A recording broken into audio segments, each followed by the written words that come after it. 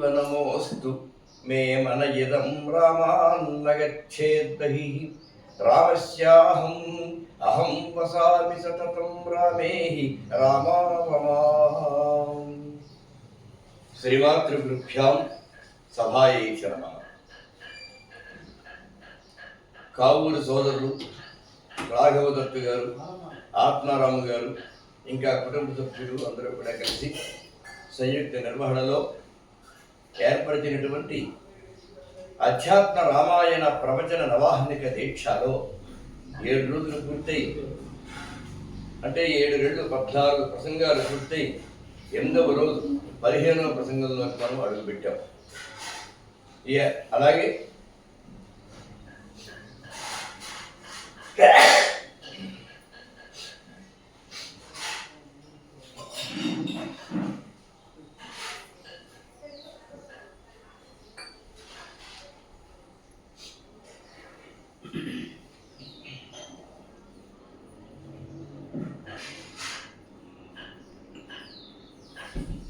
దీనితో పాటుగా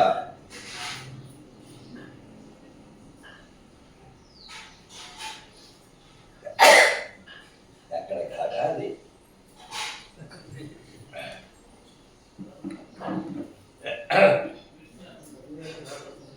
ఒడ్డింది పక్కనే పక్కన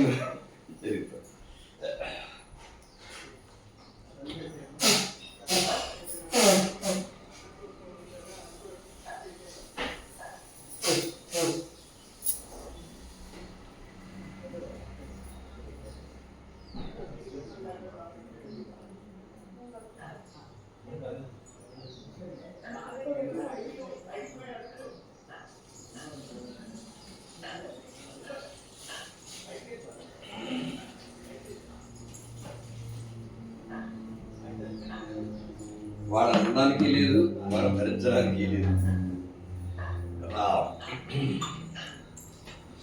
సార్ ఇది మళ్ళీ స్టార్ట్ చేయండి, స్టార్టింగ్ నుంచి పూర్తిగా ఉన్నాడు.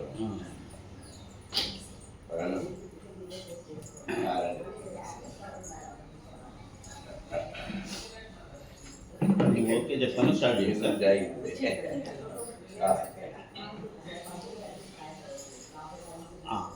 Ready sir. దాసోహం గురుదేవానాం ఉత్తమ జ్ఞానదాయినాం వాత్సల్య పరిపూర్ణానాం అన్వహం హితభాషిణాం.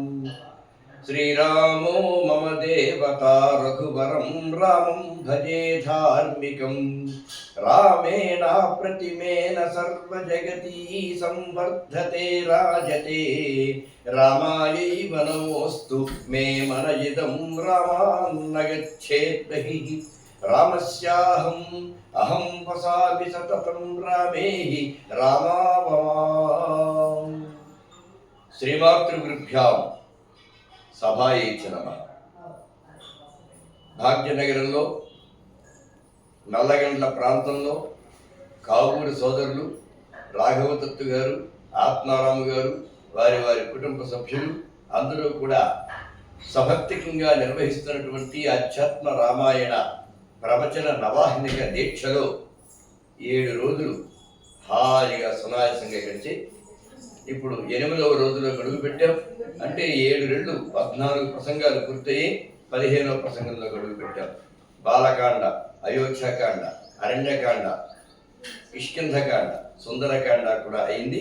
ఇంకా చివరి కాండ యుద్ధకాండలోకి వచ్చాం పూర్వ రామాయణంలో. ఆ తర్వాత నుండి ఉత్తరకాండ కూడా ఉంటుంది.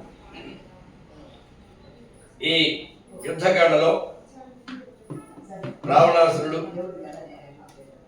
శుకుడిని పంపించాడు.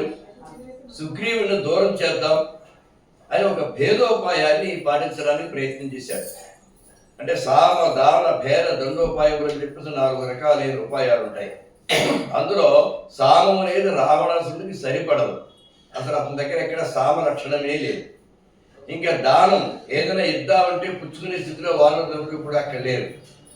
ఇంకా భేదం, రాముడికి సుగ్రీవుడికి భేదం కనిపిస్తే సుగ్రీవుడు తన కోట్లాది మంది వానరులను మొత్తం ఉపసంహరించుకుని వెనక్కి వెళ్ళిపోతే ఇంకా మిగిలేది కేవలం రాముడు లక్ష్మణుడు మాత్రమే, ఇద్దరే. వాళ్ళిద్దరూ మమ్మల్ని ఏం చేయలేదు. ఈ ఆలోచన చేసి శుక్రుని ద్వారా సందేశాన్ని పంపిస్తే వాడు చెరొక్కటి పంపించేశారు, అయిపోయింది. అతడు శాపవశాత్తు అగస్త్యుని యొక్క శాపం చేత ఇలా శుకుడుగా రాక్షసుడిగా ఉన్నాడు, కానీ నిజానికి అతను ఒక గంధర్వుడు. తిరిగి మళ్ళీ తన యథారూపాన్ని అగస్త్యుడిచ్చినటువంటి శాప విమోచన ఆధారంగా యథారూపాన్ని పొందేసి వెళ్ళిపోయాడు. ఆ తర్వాత మాల్యవంతుడు అనేటువంటి వాడు ఉన్నాడు, ఇతనికి మాతామహుడు రావణాసునికి. అతడు చెప్పాడు, నాయన ఏనాడైతే సీతాదేవిని నువ్వు మన లంకలోనికి తీసుకొచ్చావో ఆనాటి నుంచి మనకు అన్ని అపశకునాలు వస్తాయి. అందులో ఈ మధ్యకాలంలో ఈ అపశకునాలు చాలా చాలా ఎక్కువైపోయి అప్పుడే ఎంతమంది మరణించడానికి సిద్ధపడిపోతున్నారో చూడు. ఇక్కడ ఓ పక్క లంక దహనం కావడం ఏంటంటే అసలు లంక ఏమిటి, దానికి ఉన్న రక్షణ ఏమిటి, ఎంతమంది మహావీరులు, ఇంతమంది మహావీరులందరూ ఉండగా లంకను ఒక వానరుడు వచ్చి దహించడమా? ఇంతకంటే అపశకునం కేవలం ఉంటుందా? కనుక అతః కులస్య రక్షార్థం శాంతిం కురు దశాననా.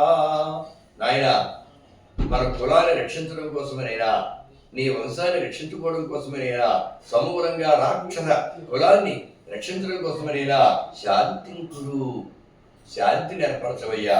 సీతాం సత్కృత్య సధనాం రామాయ ఆసు ప్రయచ్చ భోః.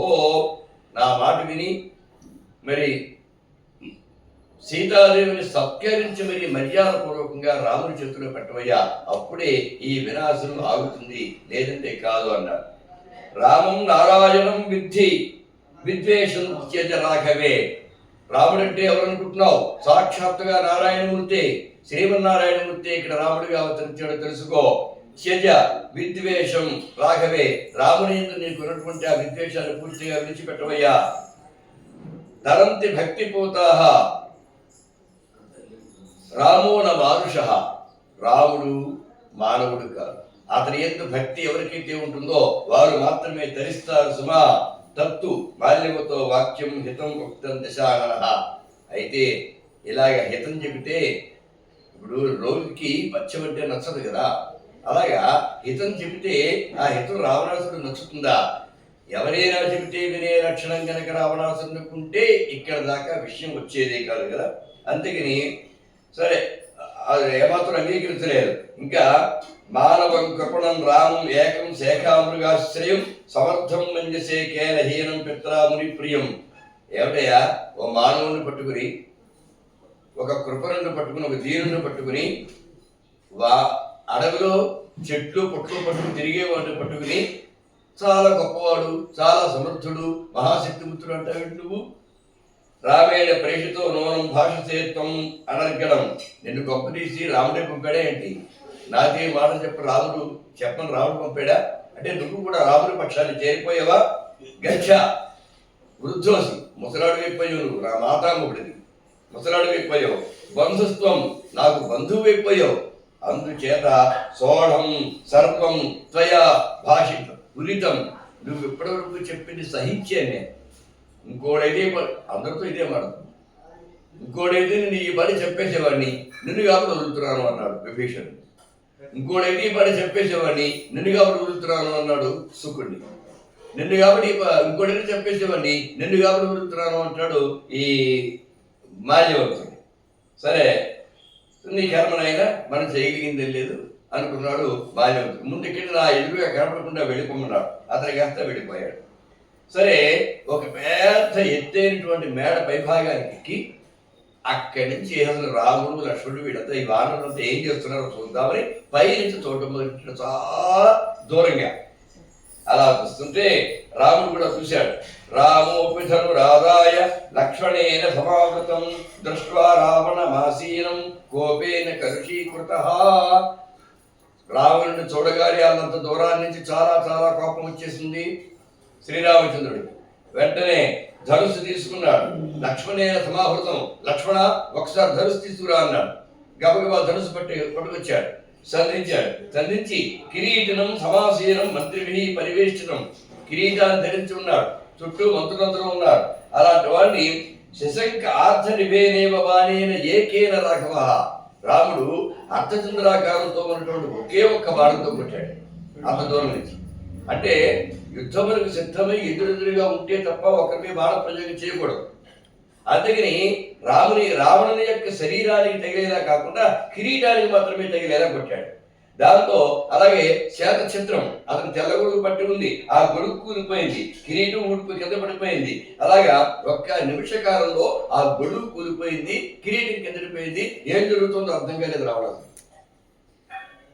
అంటే మహారాజులైన వాళ్ళు, అందులోనూ ఇప్పుడు యుద్ధ వాతావరణం నెలకొని ఉన్న సమయంలో క్షణం క్షణం కూడా జాగరూకులే ఉండాలి. నా ఇంట్లోనే ఉన్నాను కదా, నా మేడ మీద ఉన్నాను కదా, నాకేం పర్వాలేదు అన్నట్లుగా ఉండకూడదు. కానీ ఇక్కడ రాముని బాణం వచ్చి అతని కిరీటాన్ని తగిలింది, అతని ఛత్రాన్ని తగిలింది, అన్ని కూలిపోయి కింద పడిపోయి అంటే తాను చాలా అప్రమత్తుడుగా లేకుండా ప్రమత్తుడే ఉన్నట్టుగా లెక్క. సిగ్గుపడిపోయాడు అన్నమాట. వెంటనే లజ్జిత సిగ్గుపడిపోయి రావణ తోర్ణ వేగంగా వివేశ భవనం స్వకం తన ఇంట్లో వెళ్ళిపోయాడు. అంటే ఇప్పుడు ఒంటరిగా తన మేడ యొక్క బాల్కనీలో కూడా వచ్చే స్థితిలో ఇప్పుడు రావణాసురుడు లేడు. యుద్ధ రంగంలో కాదు, కనీసం మేడపైకి వచ్చేటువంటి స్థితిలో కూడా పర్లేడు. ఆహూయ రాక్షసులందరినీ పిలిచాడు. సర్వాన్ ప్రహస్త ప్రముఖాన్, ప్రహస్తులు మొదలైనటువంటి రాక్షసులందరినీ కూడా పిలిచాడు. పిలిచి మీరందరూ కూడా వెంటనే బయలుదేరి వెళ్ళి ఆ వానరులతో యుద్ధం చేయండి అయ్యా.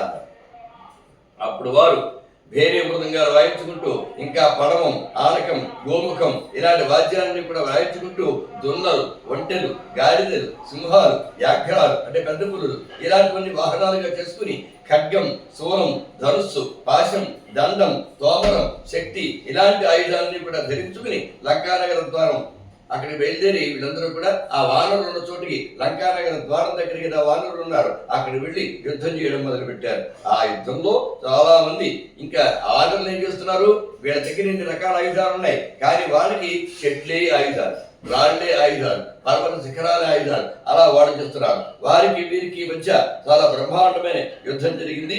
ఆ యుద్ధంలో రావణాసురుని యొక్క సైన్యంలో 4వ వంతు మిగిలింది. ఇంతకు ముందు 4వ వంతు సైన్యాన్ని లేపేయడం జరిగింది, ఇంక 3 వంతులు ఉన్నారు. ఇప్పుడు 4వ వంతు సైన్యం మాత్రం మిగిలింది. అంటే 3 వంతుల సైన్యం మొత్తం నశించిపోయింది ఈ జరిగినటువంటి యుద్ధంలో. కేవలం వానరుల వల్ల, ఇంకా రాముని యొక్క ప్రవేశం లేకుండానే, రాముని యొక్క ప్రమేయం ఏమి కూడా లేకుండానే. దాంతో చాలా ఆశ్చర్యం కలిగింది. ఇంకెలా కాదని అప్పుడు ఏం చేశాడంటే బ్రహ్మాస్త్రంతో పాటుగా అన్ని శస్త్రాలను ప్రయోగించి వానర సైన్యాన్ని పీడించడం మొదలుపెట్టాడు. రావణాసురుడు బ్రహ్మాస్త్ర తుల్యమైనటువంటి ఆయుధాన్ని ప్రయోగించాడు. దాంతో వానరులు చాలా మంది, వీళ్ళు కూడా నశించిపోయారు, వీళ్ళు కూడా చాలా మంది చనిపోయారు. అప్పుడు వీరందరినీ ఎలాగా, ఇంతమంది వానరులు చనిపోవడమా, నా కోసం ప్రాణాలు వదిలేసారే ఎలాగా అనుకుని హనుమంతుని పిలిచి, నువ్వు వెంటనే క్షీర సముద్రం దగ్గరికి వెళ్ళి అక్కడ ద్రోణాచలం అనేటువంటి ఒక అచలం అంటే పర్వతం ఉంటుంది, ద్రోణ పర్వతం, దాని మీద సంజీవని అనే ఔషధం ఉంటుంది, వెళ్ళి నువ్వు తీసుకురా అన్నాడు. వీళ్ళందరూ కూడా బతికించి సంజీవయ మహామతే, ఓ బుద్ధిమంతుడా వీళ్ళందరినీ కూడా బ్రతికించే శక్తి నీ దగ్గర ఉంది, నువ్వు వెళ్ళి తీసుకురా అన్నాడు. ఇక్కడ మనం ఒక విషయం గమనించాలి. అలంకార శాస్త్రంలో ఒక మాట ఉంది, రామ రావణయోరి యుద్ధం రామ రావణయోరి వారి అంటే అనన్వయ అలంకారం ఒక అలంకారం ఉంటుంది. ఆ అలంకారం ఉపమాలంకారం, రూపకాలంకారం ఎలా ఉంటాయో అలాగే అనన్వయ అలంకారం ఒక అలంకారం ఉంటుంది.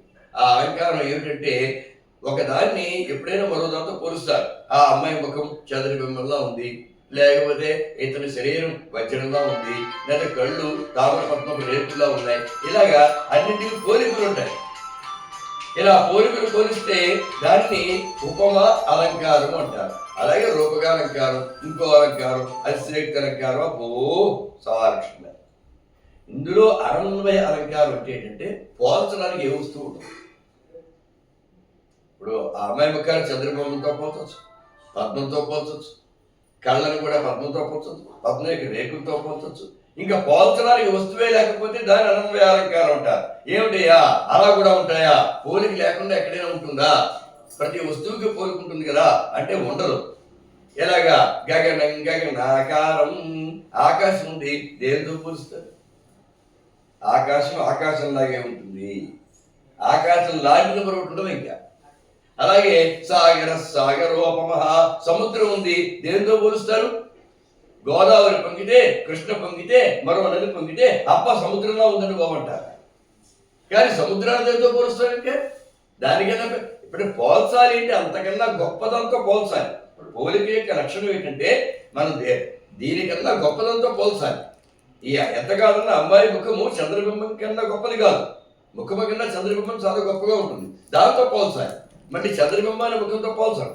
పోల్చిన ప్రత్యేకమైన అలంకారంగా పోల్చాలి, సహజంగా గొప్పదంతో పోల్చాలి. ఇప్పుడు సముద్రాలు పోల్చడానికి ఏం లేదు కనుక సాగరోపమహ, సముద్రం సముద్రం లాంటిదే. అలాగే రామ రావణయోర్యుద్ధం రామ రావణయోరివా, అలంకార శాస్త్రం చెప్తున్నవాడు. రామ రావణ యుద్ధం ఎలా ఉందయ్యా అంటే పోల్చడానికి మరొకటి ఏది కూడా లేదు. అందుకని అది రామరావణ యుద్ధం లాగే ఉంది అన్నారు. ఎందుకు లేదండి, తర్వాత భారత మహాసంగ్రామం కూడా జరిగింది కదా, అది గొప్ప సంగ్రామమే కదా, కానీ దాంతో పోల్చొచ్చు కదా అంటే అప్పటికి లేకపోయినా తర్వాత మన కాలం వచ్చేప్పుడు రెండు జరిగి ఉన్నాయి కాబట్టి అయ్యి బాబాయ్ రామరావణ సంగ్రామం కూడా మహాభారత సంగ్రామం లాగా చాలా గొప్పగా జరిగింది అని చెప్పొచ్చు కదా అంటే చెప్పడానికి వీలు కాదు. ఎందుకంటే మహాభారత సంగ్రామంలో దుర్యోధనుడి పక్షం వాళ్ళు అందరూ నశించిపోయారు. సరే, పాండవ పక్షం వాళ్ళు కూడా చాలా మంది నశించిపోయారుగా. సాక్షాత్గా భీమసేనుడు కుమారుడు ఘటోత్కచుడు చనిపోయాడుగా, అర్జునుడి కుమారుడు అభిమన్యుడు చనిపోయాడుగా, ఇంకా ఎంతో మంది వీళ్ళకి చాలా చాలా ముఖ్యులు అనుకున్నవాడు ఎంతో మంది వెళ్ళిపోయారుగా. అంటే శత్రుపక్షం వాళ్ళే కాదు, మిత్రపక్షం వాళ్ళు కూడా రెండు పక్షాలలోనూ నాశనం అనేది జరిగింది. కానీ రామరావణ యుద్ధంలో రావణుని పక్షంలో ఒక్కడు కూడా మిగలలేరు. యుద్ధరంగానికి వచ్చిన వాళ్ళలో, యుద్ధ భూములు అడుగు పెట్టిన వాళ్ళలో ఒక్కడు కూడా బ్రతికి వెనక్కి వెళ్ళా. సరే, ఇక అలాగే ఈ రాముని పక్షంలో ఒక్కడు కూడా మరణించలే.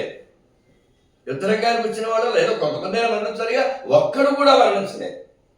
అంటే చనిపోయిన వాళ్ళందరూ కూడా తిరిగి బతికించేశారు ఈ సంజీవని పర్వతాన్ని తీసుకొచ్చి. అక్కడ రావణాసురుడు ఏం చేశాడంటే చనిపోతుంటే లెక్క తెలిసిపోతే మన 15 ఒకరివాడు తెలిసిపోతుందని చనిపోయిన వాళ్ళందరూ సముద్రంలో పడేం చేయాడు, ఒక్క శవం కూడా మిగలకుండా. అంతే నా సంజీవులు వచ్చినప్పుడు ఈ వాసన అక్కడ వాళ్ళు బతకాలిగా, ఆ వాసనకైగా బ్రతికేసారు వాళ్ళందరూ. కానీ అప్పటికే సముద్రంలో పడేయడం, వాళ్ళని ఆ వసళ్ళు జలజంతువులు తినేయడం అలా అయిపోయింది. ఆ రకంగా రాముని పక్షమునందు ఒక్కడు కూడా మరణించకపోవడం, రావణాసురుని పక్షంలో ఒక్కడు కూడా బ్రతకపోవడం, రావణాసురునితో బాటుగా, ఇలాంటి యుద్ధం లోకంలో ఎక్కడైనా ఉంటుందా?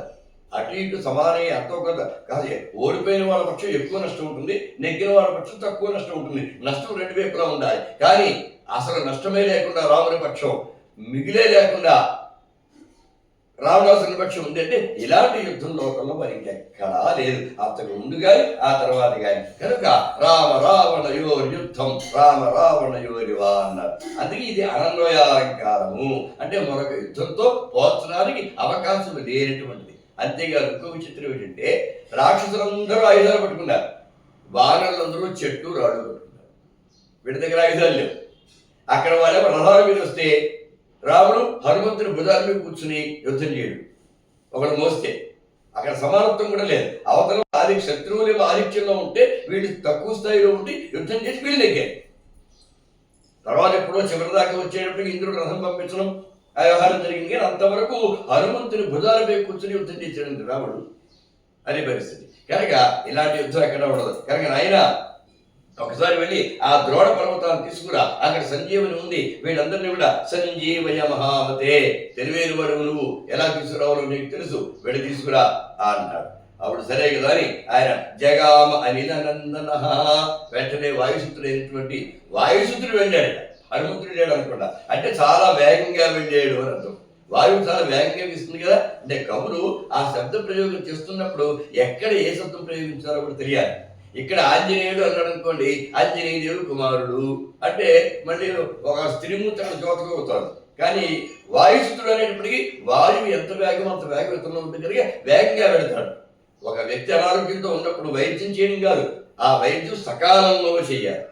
సకాలంలో అందకపోతే వైద్యం వాడు బ్రతికే అవకాశం ఉండదు, తొందరగా తీసుకురావాలి. అందుకని అనిల నందన వాయుసుతుడైనటువంటి హనుమంతుడు వెంటనే బయలుదేరి వెళ్ళాడు. వెళ్ళడం ఏంటి, ఆనీయ చగిరం వెళ్ళాడు, తీసుకొచ్చేసాడు. అంతే, ఒక్క ముక్కలు చెప్పాడంతే, వెళ్ళాడు తీసుకొచ్చేసాడు. ఆనీయ గిరిం సర్వాన్ వానరషభ జీవయత్వా, అందరి వానరులను కూడా బతికించేశాడు.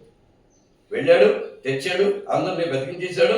జీవయత్వా, బతికించి పునః తత్ర స్థాపయత్వా, మళ్ళీ వెళ్ళిపోయి అంతవరకు ద్రోణ పర్వతం ఎక్కడ ఉందో ఆ పాలకడలిలోనే పెట్టేసి యయో ధృతం తిరిగి వెళ్ళి అనిపించాడు.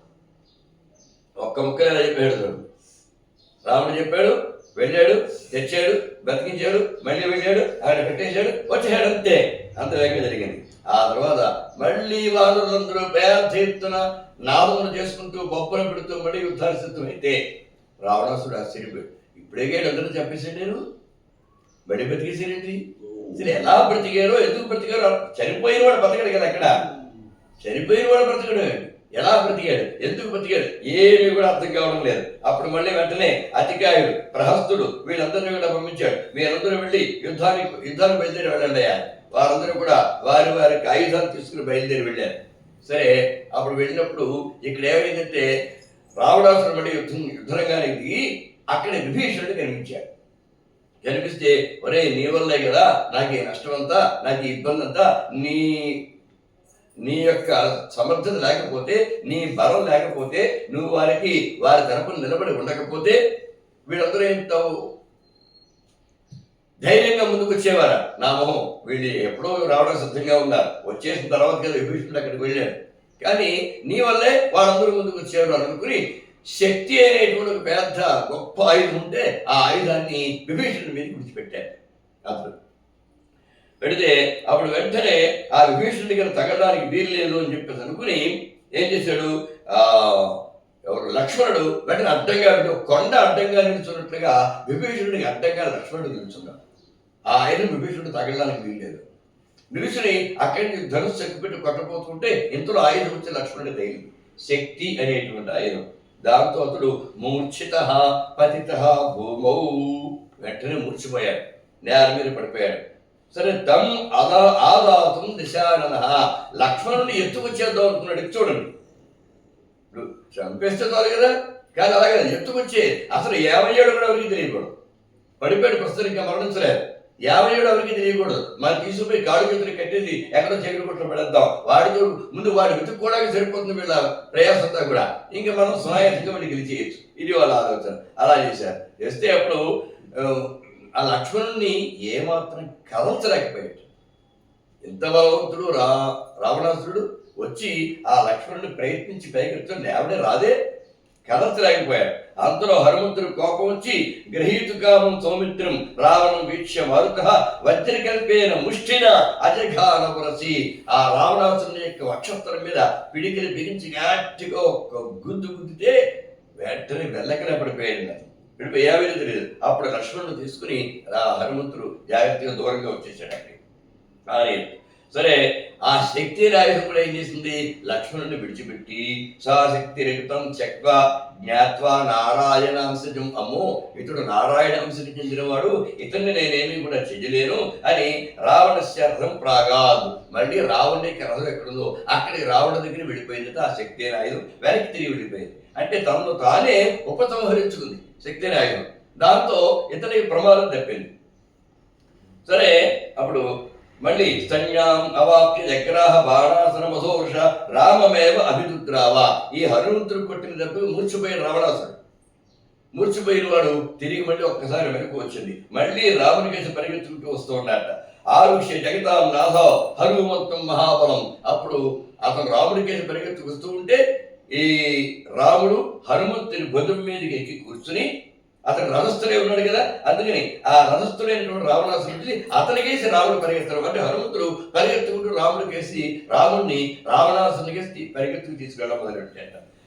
జాసప్తం అకరోత్యేవరం, గట్టిగా వింటున్నారని అన్నిత్రాన్ని లాగి విడిచిపెట్టారు. పెద్ద ధైర్యమైంది.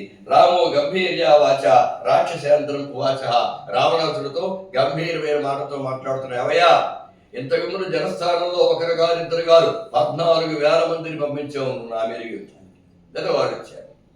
అంతమందిలో ఒక్కడు కూడా మిగలకుండా ఏ బాణంతో అయితే చంపానో తేనేవత్వం హరిష్యామి, అదే బాణంతో నేను కూడా చంపేస్తా. ఏన బాణేన నిహతాహ రాక్షసాహతే జనాలే తేనైవ త్వం హరిష్యామి తిష్ట అద్య మమ గోచరే, నా గట్టిగా నన్ను కనిపిస్తూ మాయమైపోకుండా. అదే బాణంతో ఆ 14,000 మంది ఎలా చనిపోయారో నిన్ను ఒక్కడ చెప్పడం నాకు లెక్క, ఇప్పుడు నిన్ను చంపేస్తాను అనేటప్పటికీ ఆ రాముని యొక్క మాట విని రావణుడు ఏం చేశాడు, ఆ హనుమంతుడి కదా మోసుకొస్తున్నాడు. సహజంగా ఏం చేస్తారంటే రథం మీద ఎవరైనా వస్తున్నారు అనుకోండి, రథాన్ని దెబ్బతీస్తారు, గుర్రాలను దెబ్బతీస్తారు, సారథిని దెబ్బతీస్తారు. ఎప్పుడైతే దెబ్బతిన్నాయో ఇతనికి ఇంకా ఏమీ అవకాశాలు ఉండవు, ఇతని బలం తగ్గిపోతుంది, వీలుగా ఉండదు అన్నప్పుడు యుద్ధం చేయడానికి. అప్పుడు అతని మీద పడతారు. ఆ రకంగా ఇతను కూడా ఏం చేశాడు, ఇప్పుడు హనుమంతుడే రథం కదా, హనుమంతుడు కొట్టాడు. సరే, వహంతం రాఘవం సఖ్యే శక్తై తీక్ష్ణై శరై తీక్ష్ణై అతాడయతు, బలమైనటువంటి పదునైనటువంటి బాణాలతోటి ఆ హనుమంతుని కొట్టేశాడు. కొడితే క్రోధమాహారయామాస హనుమంతం సంప్రణం దృష్ట్వా, ఇంక ఒళ్ళంతా రక్తాలు కారిపోయింది హనుమంతుడికి బాణాలతో. హనుమంతుడు కొట్టడానికి లేదు, తప్పించుకోవడానికి లేదు. పైన రాముడు ఉన్నాడు. రాముడు సరిగ్గా ఒక మార్గంలో, ఏ మార్గంలో పెడితే రావణాసుడు ఎదురుగా ఉంటాడు అటే ఉండాలి, గవ్వ పక్కేళ్ళకి లేదు. ఆ బాణాన్ని తప్పించుకోవడానికి లేదు, పైన రాముడు ఉన్నాడు అక్కడ. ఆ స్థితిలో బాణాన్ని గుచ్చుకుపోతుంటే ఒళ్ళంతా రక్తశక్తం అయిపోయింది.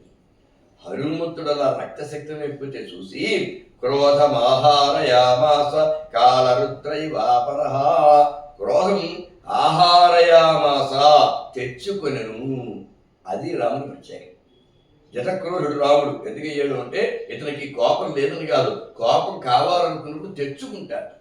మనకి కోపం వచ్చేస్తుంది కానీ రాముడు కోపాన్ని తెచ్చుకుంటాడు. కోపాన్ని తెచ్చుకోవడం ఏంటండి, ఏదో పుస్తకాన్ని తెచ్చుకున్నట్టు. కోపం క్రోధం ఆహారయామాస, క్రోధమును తెచ్చుకున్నాను. ఎలాగే మామూలు కోపం కాదు, కాలరుద్రాయ వాపరః. ఇంకా కాలరుద్రుడే కోపిస్తే ఎలా ఉంటాడో ఆ రకంగా అంతర కోపాన్ని తెచ్చుకున్నాడు. అప్పుడు శాస్యం రథం ధ్వజం సూతం శస్త్రౌఘం ధనురంజస ఛత్రం పతాకం తరసా చిచ్ఛేద శతసాయకై, వెంటనే రావణాసురుని యొక్క గుర్రాలను పూర్చేశాడు. ఆ రథాన్ని మొత్తం భగ్నం చేసేశాడు, ధ్వజాన్ని పడగొట్టేశాడు, సారథుని పడగొట్టేశాడు, అలాగే శస్త్రాలను పడగొట్టేశాడు, ధనుస్సును కూడా విరిచేశాడు, ఛత్రాలు పడగొట్టేశాడు, పతాకిని పడగొట్టేశాడు. మొత్తం ఏది లేకుండా రావణాసురుడే ఉన్నాడంతే, రావణాసురుని తప్ప మిగతా పడేయాలంతే. అప్పుడు ఇంకా రామబాణ హత వీర చచాల మమోచ హస్తా నిపరిత సమీక్ష రఘుసత్వ అర్ధచంద్రేణ చిచ్చే తత్కిరీటం. తర్వాత రావణాసుని కిరీటం మిగిలింది కదా, అర్ధచంద్రాకారంతో ఉన్నటువంటి బాణంతో ఆ కిరీటాన్ని కూడా పడగొట్టేశాడు. అంటే ఒక్కొక్కటి తీస్తూ అతనిలో మానసికమైన బలహీనతను తీసుకురావాలి. దానివల్ల ముందు బలం తగ్గిపోతుంది, మనస్సు భయపడితే బలం తగ్గిపోతుంది. అందుకని అతని బలాంతా కూడా పోగొట్టేస్తుంటారు. కిరీటం పడగొట్టడం అంటే తలకాయ తీరుతో సమానం, అది చాలా సిగ్గు చేయటైన విషయం. అవతల వాడికి వీరుడికి సిగ్గు పెరుగుతుంది అక్కడ. అందుకని చేశాడు. సరే, ఇంక మొత్తం గేమ్ లేదు చేతులు, రథం లేదు, గుర్రాలు లేవు.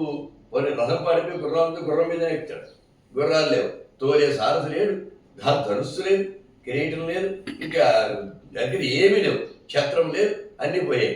ఒంటరిగా మిగిలిపోయారు, ఏం చేయాలో తెలియని స్థితి. అప్పుడు అంటాడు గచ్చత్వం ఇదానీం బాణపీడిత, ఇప్పుడంతా నా బాణాలతో పీడింపడంలో ఇప్పుడు నీకు శక్తి లేదు యుద్ధం చేయడానికి. త్వం గచ్చ, పో, ఇంటికి పో, వెనక్కి పో, ప్రవిశ్య లంకా నగరంలోకి వెళ్ళిపో. ఆశ్వాస్య, కాసేపు శారది, కాస్త విశ్రాంతి తీసుకో. ఇవాళ నీ విశ్రాంతి తీసుకుని శ్వః పశ్యసి బలం మమ, రేపురా అప్పుడు చూద్దుగా నా బలం ఏంటో. ఇవాళ ఇంకా ఊరికే రుచి చూపించాను. నీ సారథి మీద, నీ గుర్రాల మీద, నీ రథం మీద మాత్రమే పడ్డాను, ఛత్రం మీద, కిరీటం మీద, కెమెరాలు వీటి మీద పడ్డాను. అసలు నేను రేపు నీ మీద పడితే నా బలం ఏంటో చూద్దుగా. ఇవాటికి నేను నీకు అవకాశం ఇస్తున్నాను. ఇప్పుడు నీకు నాతో యుద్ధం చేసే ఓపిక లేదు. నువ్వు నీరసంగా ఉంటే నీరసంగా ఉన్నవాడితో నేను యుద్ధం చేయను. నా మీద పోరాడేవాడు కూడా మంచి వీర విజృంభణం చేస్తూ ఉంటేనే నాకు సదా యుద్ధం చేయడానికి. కానీ అవతల వాడు నీరసంతో వేలాడిపోతూ ఉంటే నేను బాణంతో పట్ట పో, ఇంటికి పో, విశ్రాంతి తీసుకోవాలి. అసలు ఏ వీరుడు అలాంటి పని చేయదు. అవతల వాడికి నీరసపడిపోవాలని వస్తాడు, అవకాశం వస్తే కొట్టిపడేస్తాడు. కానీ ఇక్కడ అసలు భారతంలో కూడా ఇలా విడిచిపెట్టి వెళ్ళి రావయ్యా మళ్ళీ తర్వాత యుద్ధం చేద్దు కానీ అని చెప్పినాడు అవడం లేదు. ఒక్క రాముడు ఒక్కడే నీరసపడ్డావు, యుద్ధం చేసే ఓపిక నీకు లేదు, నీకు నేను అవకాశం ఇస్తున్నాను, వెళ్ళిపోయి విశ్రాంతి తీసుకుని రేపు మళ్ళీ రా అని చెప్పండి. ఒక అద్భుతమైనటువంటి ఘట్టం రామాయణ యుద్ధంలో. సరే, అప్పుడు తర్వాత ఇంతకీ లక్ష్మణుడిని పెద్ద బాణంతో కొట్టారు కానీ శక్తి వచ్చింది, వెళ్ళిపోయింది. లక్ష్మణుడు పర్వాలేదు, ఎందుకంటే ప్రాణం పోలేదు కానీ ప్రాణాపాయ స్థితిలో మాత్రం ఉన్నారు. మరి అంతర సంగతి ఈలోగా యుద్ధానికి ఇలా ఇచ్చాడు. అప్పుడు హనుమంతం వత్స జీవజ లక్ష్మణ, నాయన హనుమంతుడ, రావణాసురుడు వెళ్ళిపోయాడు అంటే ఇక్కడ ఈ ఆలోచన కూడా ఉంది. ఇక్కడ యుద్ధం చేస్తూ కూర్చుంటే లక్ష్మణుడి సంగతి అతను ప్రాణాపాయ స్థితిలో ఉన్నారు. అతన్ని బతికిద్దాం అనుకుంటే రావణాసురుడు మీదకి వచ్చేస్తాడు. అదే దర కొట్టేశాడు. కొట్టే నిరాశుడు అయిపోయాడు. ఇంటికి వెళ్ళిపో, రేపు మళ్ళీ ఆయుధాన్ని పట్టుకుని రా, రేపు చూసుకుందాం అని పంపేయాడు. ఇప్పుడు లక్ష్మణుడు బతికించాలి. అప్పుడు మళ్ళీ హనుమంతుడితో వత్స జీవజ లక్ష్మణం, లక్ష్మణుడిని బతికించవయ్యా అన్నాడు. రాముడు వాడు హనుమంతుడిని నా తమ్ముడిని బతికించు అంటాడు. అసలు అలా పడిపోయినప్పుడు వాల్మీకి రామాయణంలో ఇంకో మాట ఉంది. దేశే కలత్రాణి దేశే చ బాంధవాః తంతు దేశం నపశ్యామి ఎత్ర భ్రాత సహోదరః. ఏ దేశంలో వెళ్ళినా భార్యను దొరుకుతారు. అంటే ఎవరైనా పెళ్లి చేసుకోవడానికి ఏ దేశంలో స్త్రీలు ఉంటారు, పెళ్లి చేసుకోవచ్చు. అలాగే దేశే చ బాంధవాః, ఏ దేశం వెళ్ళినా అంటే ఏ ప్రాంతానికి వెళ్ళినా బంధువులు కనబడుతూ ఉంటారు, బంధువులు దొరుకుతుంటారు. కానీ ఒకే ఒక్క దేశం మాత్రం ఉండదు, ప్రదేశం ఉండదు. ఎలాంటిదంటే ఎత్ర భ్రాత సహోదర, అన్నదమ్ముల లాంటి వారు ఉండొచ్చేమో కానీ నిజంగా సహోదరుడైనటువంటి తమ్ముడు ఇంకెక్కడా దొరకడుగా. ఏ దేశం వెళ్ళినా దొరకరు. ఏ దేశం వెళ్ళినా అక్కడ అమ్మాయిని పెళ్లి చేసుకుంటే భార్య దొరుకుతుంది. ఆ అమ్మాయిని పెళ్లి చేసుకుంటే అక్కడ బంధువులు మళ్ళీ వేరే ఏర్పడతారు. కానీ అక్కడెక్కడో మన తమ్ముడు ఎందుకుంటాడు, మన సోదరుడు ఎందుకుంటాడు. కనుక నా తోడ పుట్టినటువంటి తమ్ముడు ఇలాంటి వాడు మరి ఎక్కడా నాకు దొరకడు, ఇతను లేకపోతే నేను ఉండేవాడు, లేకపోతే ఏమిటని చాలా చాలా బాధపడతాడు రాము.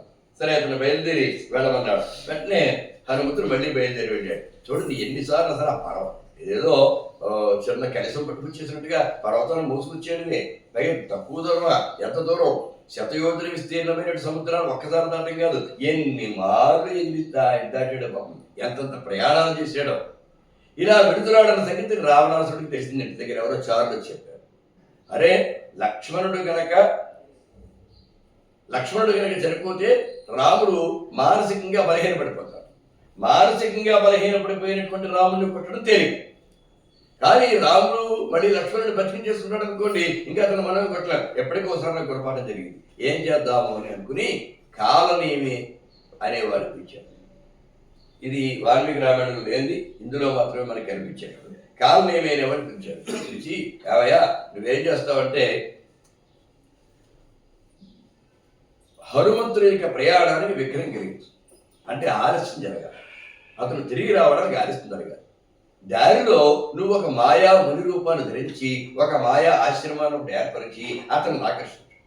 అప్పుడు అతను మునులన్నా ఆశ్రమాలన్నా భక్తి ప్రపత్తులు ఎక్కువ కదా, అయ్యో ఎవరు గొప్పవాడు ఉన్నాడు, ఆయన యొక్క ఆశీస్సులు తీసుకుంటే మంచిది అని వచ్చి దండం పెట్టడం అనుకుని కింద దిగుతాడు. అప్పుడు అతను ఏదో ఒకతో ఆపేకాసి చాలాసేపు. ఇక్కడ సమయం దాడి, ఔషధం సరైన సమయానికి ఇవ్వాలిగా, సమయం దాటిపోతే ఔషధం పనిచేయదు కదా. అది నీలోగా అప్పుడు లక్ష్మణుడు మరణిస్తాడు. ఆ పని చెయ్యవయ్యా అంటే అప్పుడు అతను చెప్తాడనమాట, ఏమయ్యా ఇంతకు ముందు మారీచుని ఇలాగే చెప్పి పంపించావు గుర్తుందా, ఆ మారీచుని మరణించాడు కదా, ఇప్పుడు మళ్ళీ నన్ను వెళ్ళమంటున్నావు, నాకు కూడా అదే పరిస్థితి జరుగుతుంది. రాముడు అంటే అతడు సామాన్యుడు మాత్రం కాదు కనుక నేను మరణించడం ఖాయం. సరే నేను ఎలాగో పోని, నాకు ప్రాణాలంటే తీపి లేదు, నీ కోసం ప్రభుభక్తితోటి నేను నా ప్రాణాలు ఇచ్చేస్తాను. మారీచుడు అలాగే ఇచ్చాడు. ఇప్పటికి నీ వారు ఎంతమంది ఉన్నారు, ఎంతమంది వెళ్ళిపోయారు. ఇలా మిగతా వాళ్ళు కూడా ఉంటారా అనుకుంటున్నావు, ఎవరు ఉండరు. అందరూ వెళ్ళిపోయిన తర్వాత నువ్వేం చేసుకుంటావు ఈ రాజ్యాన్ని, మనుషులు లేనటువంటి వ్యక్తులు లేనటువంటి రాక్షసులు లేనటువంటి రాజ్యాన్ని నువ్వేం చేసుకుంటావు. కనుక నా మాట విని ఎప్పటికైనా సీతాదేవిని రాముడికి అప్పగించవయ్యా, ఈ యుద్ధం ఇక్కడితో ఆపేస్తే చాలా చాలా బాగుంటుంది. సీతాం ప్రయచ్ఛ రామాయ రాజ్యం దేహి విభీషణే. ఇంకోమాట అదనంగా చెప్తున్నాడు, సీతను రాముడికి ఇచ్చే. అక్కడితో ఆగల, రాజ్యం కూడా విభీషణుడికి ఇచ్చి, ఇంక నీకు ఎందుకు ఇంతకాలం చేసావు కదా, హాయిగా అడవికి పోయి ముక్కు మూసుకుని తపస్సు వానప్రస్థాశ్రమ జీవితాన్ని గడుపు, నీకు ముక్తి వస్తుంది నేను అంటాను. ఈ రక్తపాతమైన జీవితం ఎన్నాళ్ళు గడుపుతావు నువ్వు? నీకు జ్ఞానం వచ్చినప్పటి నుంచి వాటి వరకు రక్తపాతమే తప్ప నీ చరిత్రలో ఇంకోటి ఏదైనా మిగిలిందా? ఎప్పుడు వాడని చెప్పాను, వీడని చెప్పాను, వీడని చెప్తాను, వాడని చెప్తాను, వాడితో ఇదే గోల. ఎప్పటికైనా వదిలే, రాజ్యం భీషణుడికి ఇచ్చి నువ్వు శుభ్రంగా వానప్రస్థానికి వెళ్ళిపో. వనం యాహి మహాబాహో రమ్యం మునిగణాశ్రయం, అది కూడా వనంలో ఎక్కడ మునులు ఉంటారో అక్కడ వెళ్ళి ఆ మునులతో పాటుగా తపోవృత్తితోటి జీవితాన్ని గడపయ్యా అని చెప్తే, నువ్వు నాకు సలహాలు ఇవ్వడం కోసం నేను నిన్ను పిలవాలా? నేను నీ చేతి నీతులను ఉపదేశింప చేసుకోవడం కోసం నేను నిన్ను పిలవలేదు. నేను నీకు ఈ పని చేసి పెట్టమని చెప్పాను. చెయ్యాలంటే చెయ్యి, లేకపోతే పో. లేదా చెయ్యకపోతే నేనే నిన్ను చంపేస్తా. ఇది అక్కడికి వెళ్తే హనుమంతుడు చంపుతాడు అనుకుంటున్నామో, ఇక్కడ నేనే చంపేస్తాను. సరిగ్గా మారించుంటుండేది. సర్లే అయితే ఇంకేముంది, తప్పదు కదా అనుకుని ఇంక బయలుదేరి వెళ్ళాడు. నరోచితే ఏమి వచనం ఏది గత్వా కరోమి తత్తు. సరే, నా మాట నీకు నచ్చడం లేదు కదా, నరోచితే మే వచనం ఏది, నా మాట నీకు నచ్చకపోతే గత్వా కరోమి తత్తు, వెళ్ళి నువ్వు చెప్పిన పనే చేస్తా. నువ్వు చెప్పిన పని చేయడం కింకర్లుగా మాకు విధి. నువ్వు ప్రభువు కనుక రాజశాస్త్రం అమలు చెయ్యాలి కనుక బయలుదేరుతున్నాను అన్నాడు. సరే వెళ్ళిపోయాడు. ఓ పెద్ద ఆశ్రమాన్ని మాయ ద్వారా సృష్టి చేశాడు. మొత్తం తపోవనం లాంటిది ఒక పెద్ద ఏర్పాటు చేశాడు. సరే హనుమంతుడు బయలుదేరి వెడుతున్నాడు. వెడుతూ ఉంటే దారిలోని కనిపించింది. ఆశ్చర్యం కలిగింది. ఇంతకు ముందు ఈ వానరులను బతికించడం కోసం, అదే ద్రోణాచలం తీసుకురావడం కోసం నేను వెళ్ళాను, మళ్ళీ తిరిగి వచ్చాను. అప్పుడే తపోవనం లేదు, అప్పుడే ఆశ్రమం లేదు. ఇప్పుడు కనిపించింది ఏంటి అంటే, నేను దారి తప్పానా మతి తప్పానా అనుకుంటాడు. దారి తప్పిందా తప్పింది, దారా మత, సరే ఏదో అసలు విడి చూస్తే పోలా అనుకున్నాడు. నేను దారే తప్పాను, మని తప్పాను, నా భ్రాంత నిజమా, లేదా ఇదివరకు వేరే దారిలో వెళ్ళారా, ఇప్పుడు ఈ దారిలో వెళుతున్నారా, అసలు ఈ మునాశ్రమం ఏంటి, ఏ ముని ఉన్నాడు ఇక్కడ, ఒకసారి చూద్దాం అని కిందకి దిగాడు. సరే అక్కడ కారణం మహర్షి కనిపించాడు. కనిపిస్తే హనుమాన్ అభివాద్య ఆహ గౌరవేణ మహాసురం, ఆ మహారాక్షుడైనటువంటి కాలనేమిని మునీశ్వరుడే అని అనుకుని అతనికి 2 చేతులు జోడించి నమస్కారం చేశాడు. నమస్కరిస్తే, నాయనా నువ్వు ఏ పని మీద బయలుదేరావో, ఎందుకు వెళ్తున్నావో నాకన్నీ కూడా తెలుసు, ఓ పనికి అని చెప్పాడు. అన్నాడు, ఇంతగా అవునంటే స్వామి అనుకోకుండా బాగా కనిపించారు, నేను చాలా దాహంతో ఉన్నాను. ఆ యుద్ధరంగంలో కూడా ఎక్కడ మంచినీళ్ళు తాగే అవకాశం నాకు కలగలేదు. చాలా దాహంతో ఆకలితో కూడా ఉన్నాను, కాబట్టి నాకేదైనా దాహం ఇవ్వండి అన్నాడు. అంటే ఒక కలశంతో నీళ్ళు ఇచ్చాడు. అబ్బాయి కలసం నీళ్ళు ఎక్కడ సరిపోండి, నాకు పెద్ద సరోవరం కావాలి, అన్ని నీళ్ళు చాలా ఎక్కువ నీళ్ళు తాగాలి నేను, ఓ సరోవరం చూపించుంటే అది అక్కడ సరస్సు ఉందయా, ఆ సరస్సులోకి వెళ్ళి శుభ్రంగా నీళ్లు తాగి కావాలంటే స్నానం కూడా చేసి బయలుదేరా, నీకు ఒక మంత్రాన్ని ఉపదేశిస్తాను. ఆ మంత్రం ఏంటంటే, నీకు ఎప్పుడు ఆకలి దాహము కూడా ఉండవు. అంతేకాదు, ఏ పని నువ్వు సంజీవని తేడానికి ఎలా పెడుతున్నావు, మళ్ళీ కష్టపడి మొత్తం పర్వతంతో మోసుకెళ్ళినందుకు సంజీవనిని గుర్తించే శక్తి వస్తుంది నేను మంత్రోపదేశం చేయడం చేత. చిన్న ఒక్కోటి పట్టుకెళ్ళిపోవచ్చు. అబ్బా ఎంత మంచి ఆలోచన చెప్పారు, తప్పకుండా స్వామి అని చెప్పేస్తున్నాడు. గబగబా జలాశయానికి వెళ్ళాడు. అక్కడ శుభ్రంగా ఆ నీళ్ళలో దిగి కావలసిన నీళ్ళు గడగడ గడగడ తాగేశాడు. తాగేస్తే అప్పుడు ఒక మొసలి వచ్చి ఆ హనుమంతుని పాదం పట్టు లోపల తాగడం మొదలుతాం. సరే గింజుకున్నాడు గసేపు. అయితే నీళ్ళలో ఉంది కదా, నీళ్ళలోన మొసలి నిగిలి ఏనుగు పెట్టు, బయట కుక్క చేత భంగపడును, స్థాన బలము కానీ తన బలి కాదయా, విశ్వదాభిరామ వినురవేమ. అసలు ఈ పద్యాలు పిల్లలకి మనం చెప్తే సరిపోతుంది. వాళ్ళకి వేదాంగాలు, పురాణాలు, కావ్యాలు చెప్పేక్కర్లా.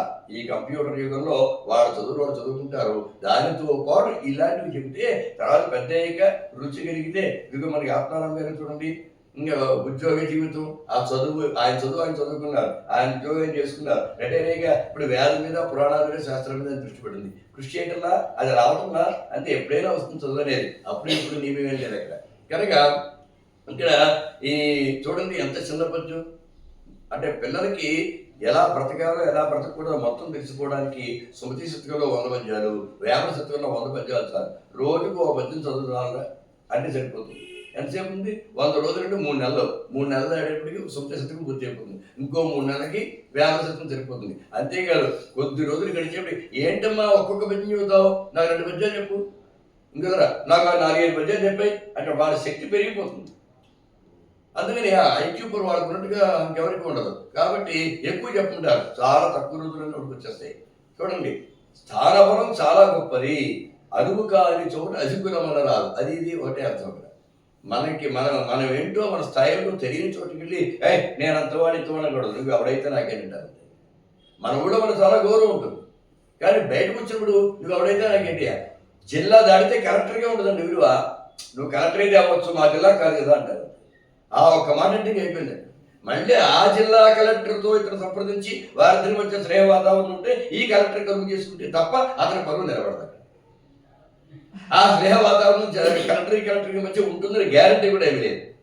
అందుకని నా స్థానబలం ఎంత గొప్పది అంటే, నీళ్లలో నా ముసలి నిగిడి ఏనుగు పట్టు. అవసరమైతే నీళ్లలో ఉంటే ఏనుగును పట్టేసుకుంటున్నాడు. ఏనుగు కంటే బలమైనటువంటి జంతువు ఉంటుంది అసలు. గమనించి ఏంటంటే అది శాకాహారం తింటుంది, మాంసాహారం తినదు. మాంసాహారం తినకుండా శాకాహారం మాత్రమే తినేటువంటి ఏనుకున్నంత బలము మాంసాహారం తినేటువంటి ఏ జంతువులకు చెప్పండి. గట్టిగా మాట్లాడితే పులికి సింహానికి కూడా అంత బలం లేదు. మన సింహం ఏనుగును చంపుతుంది అంటే సింహం దగ్గర బుద్ధి శక్తి ఉంది, ఒడుపు ఉంది, విక్రమం ఉంది. అందుకని ఒక్కసారిగా ఏనుగు పైకి ఎక్కేసి ఆ తొండంతో ఆ ఏనుగు తన పైన ఉన్నటువంటి సింహాన్ని కిందకి లాగే లోపల తన గోళ్లను మెదడులో గుచ్చేస్తుంది. ఇక మెదడులో గోరులా గుచ్చుకోగానే ప్రాణం పోతుంది. మెదడు ఇంకా గుండెనే కాస్త సాగుతుంది, కానీ మెదడు కనుక దెబ్బ తగిలితే క్షణం ఉండదు ప్రాణం. అది అక్కడ సింహం యొక్క తెలివితేట. అంతేగాని చాలా మంది సింహం ఎప్పుడు కూడా ఏనుగు కుంభస్థలాన్ని కోరుకుంటుంది అంటే కుంభస్థల మాంసాన్ని కోరుకుంటుంది అనుకుంటారు. అంటే కుంభస్థల మాంసం రుచిగా ఉంటుందా? ఏనుగు శరీరంలో మిగతా మాంసం కంటే కుంభస్థలంలో ఉండే మాంసం రుచిగా ఉంటుందా? అంటే మెరడు రుచిగా ఉంటుందా? ఎవరు తెలియజేశారు? ఎవరు తెలియజెప్తున్నారు ఏమాట? ఎవరికి ఆ రుచి అని తెలియదు కదా.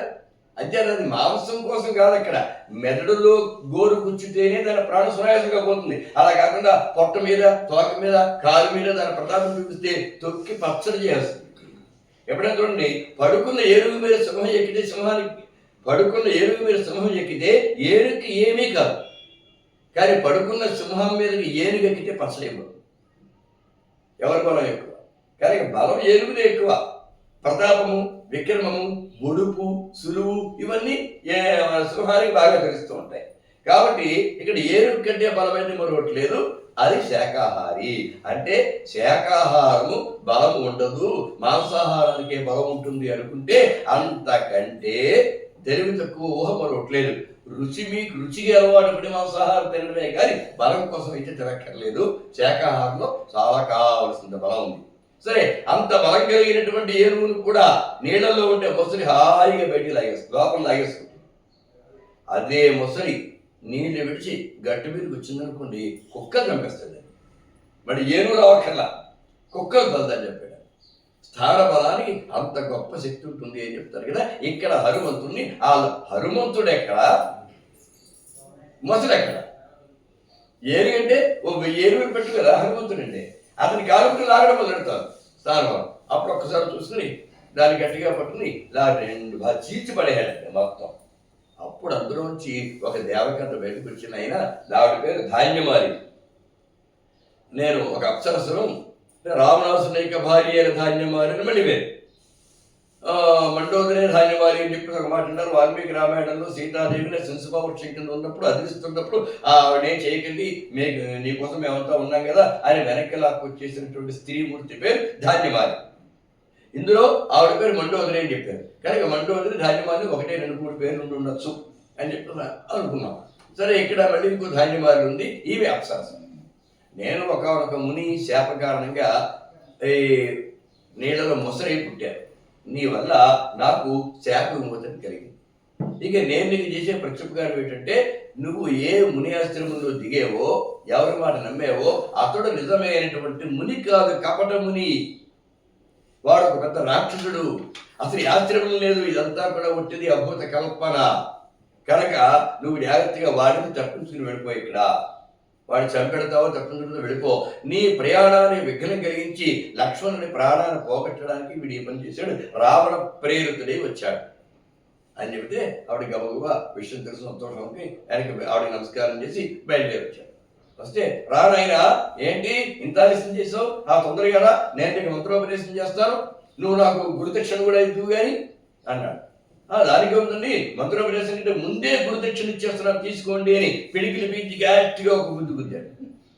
దాంతో వాడు యుద్ధాన్ని సిద్ధపడ్డాడు కానీ వాడంతా ఇతను ముందు వెంటనే ఆ కాలనేమిని అక్కడెక్కడ చంపేసేసి అప్పుడు వెళ్ళి ద్రోణాచారానికి వెళ్ళాడు. ఇదంతా మనకి వాల్మీకి రామాయణంలో ఉండదు, అధ్యాత్మ రామాయణంలో మాత్రమే ఉన్నటువంటి కథ. దీన్ని బట్టి రంగనాథ రామాయణంలో రంగనాథుడు కూడా ఈ కథ అంతా కూడా జరిగించాడు. దీనికి ఎందుకు మధ్యలో ఈ కథను మళ్ళీ ప్రవేశపెట్టారు, మూలంలో లేదు కదా అంటే హనుమంతుడు ఒక ప్రయాణానికి బయలుదేరి ఉన్నప్పుడు ఇక్కడ లక్ష్మణుడేమో ప్రాణాపాయ స్థితిలో ఉన్నాడు, అక్కడ హనుమంతుడు తొందరగా రావాలి, మధ్యలో విఘ్నం వచ్చింది, తొందరగా రాగలదా లేదా, ఆ కారణం నుంచి తప్పించుకోగలడా లేదా, అక్కడికి వెళ్ళగలడా లేదా, వెళ్ళి వచ్చేంత వరకు సమయం సరిపోతుందా లేదా, లక్ష్మణుడు బ్రతుకుతాడా లేదా అనేటువంటి ఒక కుతూహలం పాఠకుడికి జనించడం కోసం, దానివల్ల ఒక రసానందం లభించడం కోసం, అంటే రసవంతంగా ఉండాలి కదా కావ్యం అనేది, అందుకని కావ్యానికి ఒక రసవత్తత్వాన్ని తీసుకురావడం కోసం చేశారు అని పండితులు దానికి సమాధానాలు చెప్పారు. సరే, గచ్చాభ్యం బ్రహ్మలోకం, నేను ఆయన బ్రహ్మలోకాన్ని వెళ్ళిపోతున్నాను అని చెప్పి ఆ ధాన్యమాన్ని ఎట్లా సర్వతీసి వెళ్ళిపోయింది. సరే, ఇది వెళ్ళిపోయింది. ఇప్పుడు తీసుకొచ్చాడు, లక్ష్మణుడు బ్రతికేశాడు, అయిపోయింది. ఇంకా రావణాసుడు రామబాణాల చేత బాగా గాయపడిపోయాడుగా, వెనక్కి వెళ్ళిపోయాడు. వెనక్కి వెళ్ళిన తర్వాత ఇంక ఎలా ఉందట, ఇది సింహం చేత పీడింపబడినటువంటి ఏనుగులాగా, గరుత్మంతుల చేత పీడింపబడ్డ పాములాగా అతను చాలా చాలా బాధపడుతున్నాడు. మాతంగజప సింహేన గరుడేన పన్నగ అని మానుషేణేవ మే మృత్యుమాహ పూర్వం పితామహ మానుషో హి న మాం హంతుం శక్తోస్తి భువి కశ్చన. పూర్వం బ్రహ్మదేవుడు మానవుల వల్ల మాత్రమే నాకు మరణం ఉంటుందని చెప్పాడు. నిజానికి ఏ మానవుడు నన్ను చంపలేడు, అంటే నా దగ్గరికి రాలేడు. వస్తువుడు కానీ ముందు నా దెబ్బని కూడా తట్టుకోగలిగితే నన్ను చంపడం, చంపే అవకాశం నేను ఇవ్వాలి కదా, అందుకే నేను ధైర్యంగా ఉన్నాను. బహుశా ఆ కారణం చేతనే సాక్షాత్తుగా శ్రీమన్నారాయణమూర్తి మానవుడిగా అవతరించి వచ్చాడా. అనరణ్యుడు అనేవాడు ఒకడు ఉన్నాడు. అతను ఒకసారి నేను చంపేశాను. చంపినప్పుడు ఈ వాడు చనిపోతూ ఒక మాట అన్నాడు, ఎప్పటికైనా నా కొరల్లో నా వంశంలో పుట్టినవాడి చేతిలోనే నీకు మరణం వచ్చుగాక అని శపించాడు. శపిస్తే అది ఆ శాపం ఇప్పుడు తగలిపోతుందా, ఆ అనరణ్యుని యొక్క వంశానికి చెందిన వాడే శ్రీరాముడు కనుక అతని వంశంలో వచ్చాడు. ఇది సరిపోతుందా వ్యవహారం ఏంటి అని అనుకుని సరేలే మిగతా గురించి కుంభకర్ణస్థ మూఢాత్మ సదా నిద్రావసంగత. ఏంటా కుంభకర్ణుడు ఏం చేస్తాడు, ఇక్కడ జరుగుతుంది, ఎంతోమంది రాష్ట్రాలు చనిపోతున్నారు పక్క నుంచి, వాడేమో ఎంతసేపు నిద్ర అంటూ కూర్చుంటాడు. ఒకసారి వాళ్ళు లేపండి అన్నాడు. సరే, విపోచ కుంభ శ్రవణం నిన్యు రావణ సన్నిధం ఒక్క ముఖంలో చెప్పేశారు. ఇది వాల్మీకి రామాయణంలో పెద్ద వృత్తాంతం. కుంభకర్ణుని నిద్ర లేపడం అనేది ఒక పెద్ద సీన్, అది పెద్ద దృశ్యం. అది ఏనుగుతో అరిపిస్తారు, ఆ ఏనుగుతో తొక్కిస్తారు, పెద్ద పెద్ద బాకాలతో ఊరేస్తారు, ఈ సోరాలతో చెవులతో తిప్పేస్తారు. అబ్బో, ఇన్ని రకాలుగా కూడా ఉంటాయి నిద్ర లేపడం అని. అదొక మంచి హాస్యరసఘట్టం అన్నమాట. అయినా లేవరు, చివరికి మొత్తం మీద ఎట్టకేయాలి అలాగో లేస్తారు. లేచి లేవగానే వాడికి బళ్ళ గుద్ది తిండి ఉండాలి. ఆ తిండిని తినిపించి ఏమిటి, ఎందుకు ఇప్పుడు నన్ను నిద్ర లేపారు, నా పని వచ్చింది, ఏమొచ్చింది అంటే, ఏం రావడం ఏంటయ్యా, మన బలంలో 3 వంతులు పోయింది, ఇంకా 1 వంతు మాత్రమే మిగిలింది. ఎవరైతే ముఖ్యులు అనుకుంటావో మన బలగంలో వాళ్ళందరూ చనిపోయారు. వాళ్ళను చంపేశారయ్యా మన వాళ్ళందరూ. నేను ఏం చేయాలో అర్థం కావడం లేదు. అందుకని ఇప్పుడు నువ్వు ఏదో రకంగా వాళ్ళ మీద యుద్ధానికి వెళ్ళాలి అని చెప్పేసి అంటే, పురా మంత్ర విచారే తే గరితం ఎన్మయా కృప రావణ. ఇంతకుముందు మంత్రులందరినీ పెట్టుకుని ఒక చర్చా వేదిక పెట్టావు కదా, ఒక మంత్రాన్ని జరుపుకున్నాం కదా, ఆనాడు నేను ఏం చెప్పాను అదే జరిగింది కదా. ఆనాడు చెప్పా, నువ్వు పోయిపోయి రామూర్తులు పెట్టుకున్నావు, సీతను మర్యాదగా ఇచ్చేసి రాముడికి శరణు కోరు, బతికిపోతావు. లేకపోతే రాముడు సామాన్యుడు కాదు. ఒక్క వానరుడు వచ్చి రాముడి పంపను వచ్చిన వానరుడే ఇంత చేశాడు. వాళ్ళందరూ వస్తే మన పరిస్థితి ఏంటో ఆలోచించు. మించిపోయింది ఏం లేదు. ఎప్పటికైనా సీతని చేయండి నా మాట విన్నావా నువ్వు? వెళ్ళలేదు కదా, ఇప్పుడు వచ్చింది. ఇప్పుడు 3 వంతుల మంది వెళ్ళిపోయారు అంటున్నాం, ఇంకొకంతా మిగిలేరు అంటున్నాం. సరే సరే సీతాచ యోగమాయే బోధితో కనిపించేసే సీత కూడా సామాన్యురాలు కాదయ్యా, యోగమాయే సీతగా వచ్చింది, ఆమె జోలికి వెళ్ళొద్దు అని కూడా చెప్పా. నా వారు నువ్వు విన్నావా? వెళ్ళలేదు కదా. దృష్టో భయా ముని సాక్షా నారదో దివ్య దర్శన, ఒకప్పుడు సాక్షాత్తుగా నారదుడే నాకు కనిపించాడు. స్వామి ఏంటి ఎక్కడి నుంచి వస్తున్నారు, ఎక్కడికి వెళ్తున్నారు అని అడిగితే, నేను దేవలోకం నుంచి వస్తున్నాను, దేవలోకంలో ఒక మంత్రాంగం కూడా జరిగింది, ఆ మంత్రాంగం సంగతి ఎవరో తెలుసా? రావణాసురుడిని నీ అన్నగారు ఉన్నాడే, అతని వల్ల లోకాన్ని చాలా బాధపడుతున్నాయి కనుక ఎలా అయినా సరే అతను చంపాలి అంటే దానికోసం విష్ణుమూర్తిని ప్రార్థన చేస్తే ఇతనికి మానవుల వల్ల తప్ప మరణం లేదు అని తెలియడం చేత విష్ణుమూర్తియే మానవుడిగా పుట్టాలి నిర్ణయం చేసుకున్నాడయ్యా అని నాకు చెప్పాడు. ఇప్పుడు అది నిజమైంది. ఇదిగో రాముడి రూపంలో వచ్చాడు. సీత ఆ లక్ష్మీదేవి సీత రూపంలో వచ్చేసింది. అతను చెప్పింది నిజమే. ఊచుస్తే దేవేశం తత్వ భక్త్య జహి రావణం, రావణుడు చంపుని వాళ్ళు కోరుకున్నారు, అలాగే చేస్తామని వీళ్ళందరూ కూడా చెప్పారు. కాబట్టి ఇప్పుడు తథా ఇచ్చాహ మహావిష్ణువు, అలాగే అన్నాడు విష్ణుమూర్తి. ఇదంతా నేను విన్నాను. మరి నారదు మా విన్న అలా ఉత్సరి వదండి కదా ఆయన. నారదుడు ఎదురుకుండా మాట్లాడుకోకూడదు, కానీ మాట్లాడితే అందులోకాలు వెళ్ళవలసిన వాడిది గడిపోతుంటాయి. అందుకే ఆయనకి కలహాశరుడు అని పేరు. కాకపోతే ఏంటంటే ఆశ్చర్యం అంటే తినడం, కలహమే భోజనంగా చేస్తాడు. కాకపోతే దానివల్ల లోక కళ్యాణమే జరుగుతుంది. అది ఆయన ఉండేటువంటి గొప్పతనం. సరే అప్పుడు ఇలా చెబితే చూడు, త్వం ఆనీత, నేను నిన్ను మెలకువ అంటే నిద్రనే తీసుకొచ్చా. నమే జ్ఞానబోధనాయా, నిన్ను తీసుకువచ్చింది నాకు జ్ఞానాన్ని బోధించడానికి కాదు. రావణుడు ఎప్పుడు ఇదే మాట్లాడాడు, నాకు నీతులు చెప్పడం కోసం, సలహాలు ఇవ్వడం కోసం మిమ్మల్ని పిలవలేదు. నేను ఎందుకు పిలిచాడో ఏం చెప్పాను అవన్నీ ఏం చేస్తాను, లేదా మాయ లేదా చంపేస్తానంట. కుంభకర్ణుడి గారికి వచ్చిన తమ్ముడు కదా, మరి చంపేస్తానంటం లేదు. సుబుద్ధిమాన్ మయాకృతం సమీకృత్య యుద్ధస్వ ఏది రోచతే, నీకు ఇష్టమైతే వెళ్ళి యుద్ధం చేయి. ఇప్పుడు నేనేం చెప్పాను ఆ మాటని గమనించుకుని వెళ్ళి యుద్ధం చేసి వాళ్ళందరినీ చంపే. నోచేత్ లేదా గచ్చ సుషుప్త్యర్థం, పోయి నిద్రపో, నీకు అదే ఇష్టం వెడితే యుద్ధానికి వెళ్ళు, లేదా పోయి శుభ్రంగా నిద్రపో. నిద్రాత్వా బాధతే అసునా, నాకు అర్థమైంది, నేను నిద్ర మధ్యలో లేపాయి కదా. ఎప్పుడు కూడా నిద్రపోతాడు, అతను లేచినప్పుడు ఆహారం తింటాడు, మధ్యలో లేపడం ఎక్కడ జరగదు. ఇప్పుడు లేపే కదా, ఆ నిద్రని చాలా బాధ పెట్టేస్తుంది. నిద్రావస్థలో ఉన్నావు అంచేత నువ్వు ఇలా మాట్లాడుతున్నావు. నేను అలా చేసిన వెళ్ళి పడుకోవచ్చు, ఏం వద్దు బాబు నువ్వు వెళ్ళి పడుకో, మా సంగతి మేము చూసుకుంటాం అన్నాడు. రావణుడి యొక్క మాట విని కుంభకర్ణుడికి రుష్ట అయం ఇది విజ్ఞాయ. సరే రావణాసురుడి కోపం వచ్చింది అని అర్థమైపోయింది. నా మాటలు రావణాసురుడికి రుచించడం లేదు, అతను కోపం వస్తోంది. ఒక తమ్ముడిగా నేను అన్నగారి ఆజ్ఞకి బద్ధుండే ఉండాలి అని, సరేనయ్యా అలాగే బయలుదేరుతానులే, యుద్ధానికే పెడతానులే అని చెప్పి బయలుదేరి వెళ్ళాడు. బయలుదేరి వెళ్తే ఇంక అతను పెడుతూ ఉంటే ఎలా ఉన్నట్ట, రెక్కలు కలిగిన పర్వతం వచ్చేస్తుందా, లేదా ఒక పర్వతం నడుచుకుంటూ వచ్చేస్తుందా అన్నట్టుగా కాళ్ళతో తొక్కేస్తున్నాడు. అతను వేరే యుద్ధం చేయాలా, కాళ్ళతో తొక్కేస్తున్నాడు. చేతి దొరికిన చేతితో నలిపేస్తున్నాడు. ఇలాగా తొక్కుకుంటూ నలిపేసుకుంటూ ఎదురుకు వచ్చేస్తున్నాడు. అతన్ని ఎలాగ వారించాలో ఎవరికి కూడా అర్థం కాలేదు.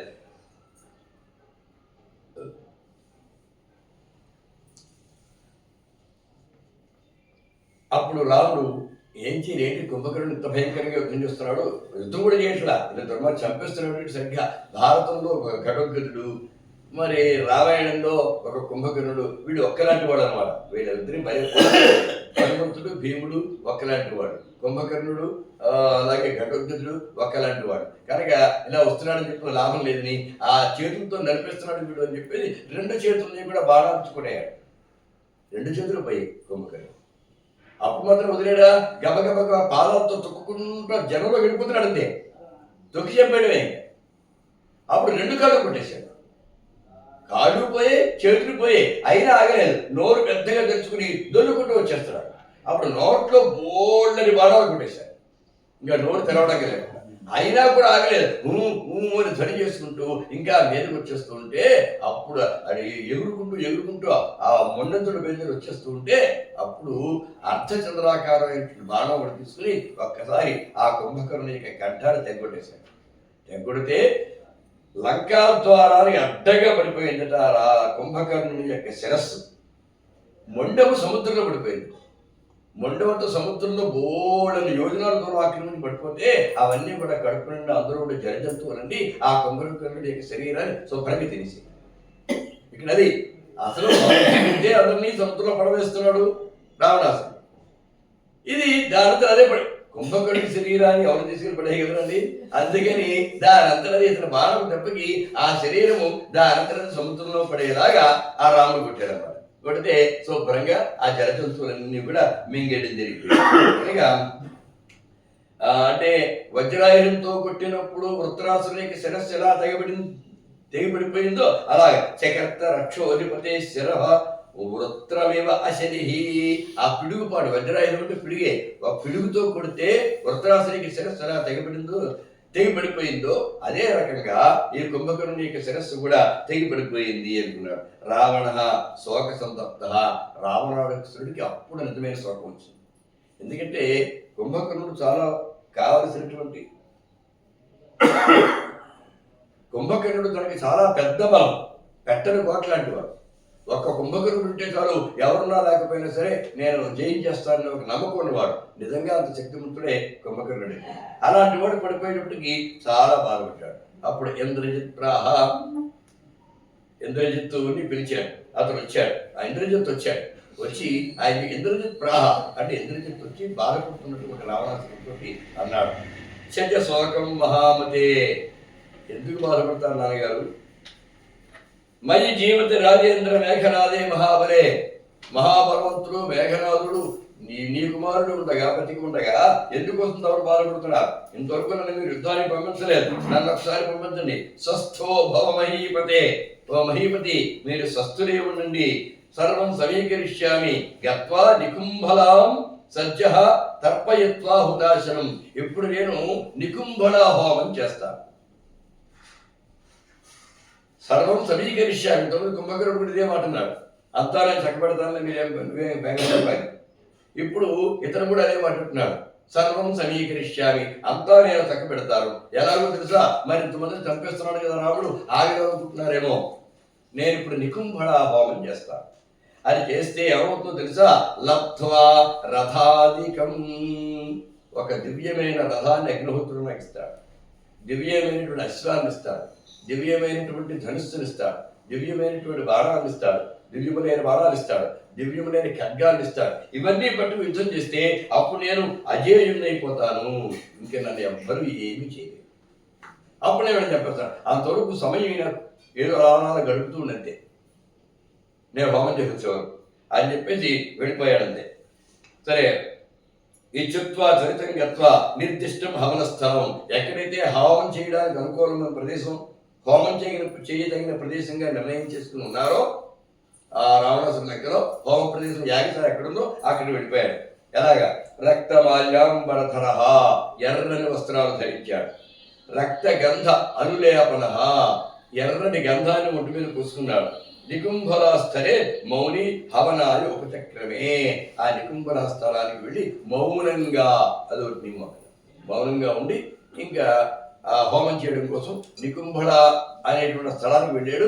అక్కడ ఆ హోమం చేస్తారు కాబట్టి దానికి వెళ్ళారు. ఆ హోమం చేయడానికి సిద్ధపడ్డాడు.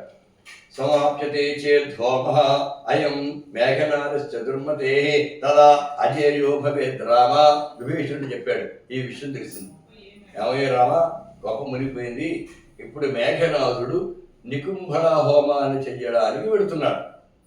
ఆ హోమం కనుక పూర్తి అయిందా ఇంద్రజిత్తు అజేయుడైపోతాడు. ఇంకా అతను ఎవ్వరూ కూడా ఏమీ చేయలేదు.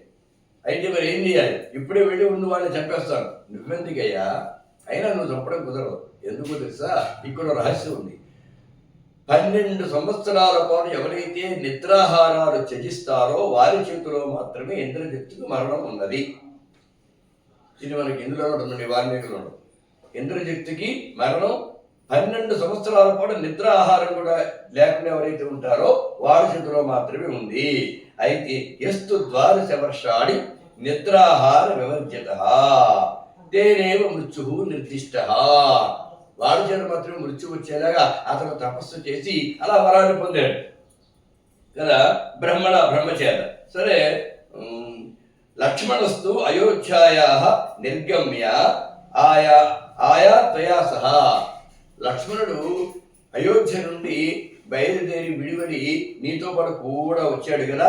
తదాది అయోధ్య నుండి ఎప్పుడైతే బయలుదేరాడో ఆనాటి నుండి ఈనాటి వరకు నిద్రాహారాదీన్ నజానాతి రఘుత్తమ. ఆ రోజు నుంచి ఈ రోజు వరకు అతను నిద్రపోలా, ఆహారం కూడా తిన్నా. ఎందుకని? నువ్వు నిద్రపోయి, సీత నిద్రపోయి, తాను నిద్రపోతే ఏ పక్క నుంచి క్రూర మృగాలు వస్తాయో తెలియదు, ఏ పక్క నుంచి ఏ రాక్షసులు వస్తారో తెలియదు. కాపలా ఎవరికి వస్తారు? అందుకని రాత్రి తెల్లవారు పెడతారు. మరి పగలు పడుకోవచ్చు కదా, పగలు నిద్రపోకూడదు కదా, ధర్మవిరుద్ధం కదా. అధార్మికమైన పనులు మరి వాడు చేయరు కదా, అది కుదరదు అక్కడ కదా. మరి ఆహారం తినలేదు, తిండి తింటే నిద్ర వస్తుంది. నిద్రని జయించాలి, నిద్రపోకుండా ఉండాలి, తిండి తినకుండా ఉండాలి. మరి నిద్ర లేక ఆహారం లేక ఎలా ఉండగలిగాడు అంటే ఆనాడు విశ్వామిత్రుడు ఇచ్చాడు కదా, అతి బలాన్ని విద్యను ఇచ్చాడు కదా. ఆ విద్య యొక్క ప్రయోజనం ఏమిటి? ఎప్పుడైనా ఆహారం తినకపోయినా, నీళ్లు తాకపోయినా ఉండగలిగే శక్తి ఆ విద్య వల్ల వస్తుంది. ఆ విద్యను ఎందుకు చెప్పాలంటే రాముడు ఏ విధంగా ఉపయోగించుకోలేదు, కానీ ఇక్కడ లక్ష్మణుడు మాత్రం చాలా చక్కగా ఉపయోగించుకున్నాడు. ఇది ఉపయోగపడింది కనుక తేనైవ తదాది నిద్రాహారాది నజానాథ రఘుత్తమ సేవార్థం తమ రాజేంద్ర. నిన్ను సేవించడం కోసం నిద్రాహారాలు విడిచిపెట్టాడయా. జ్ఞాతం సర్వమిదం మయా. ఇదంతా నాకు తెలిసిన విషయం.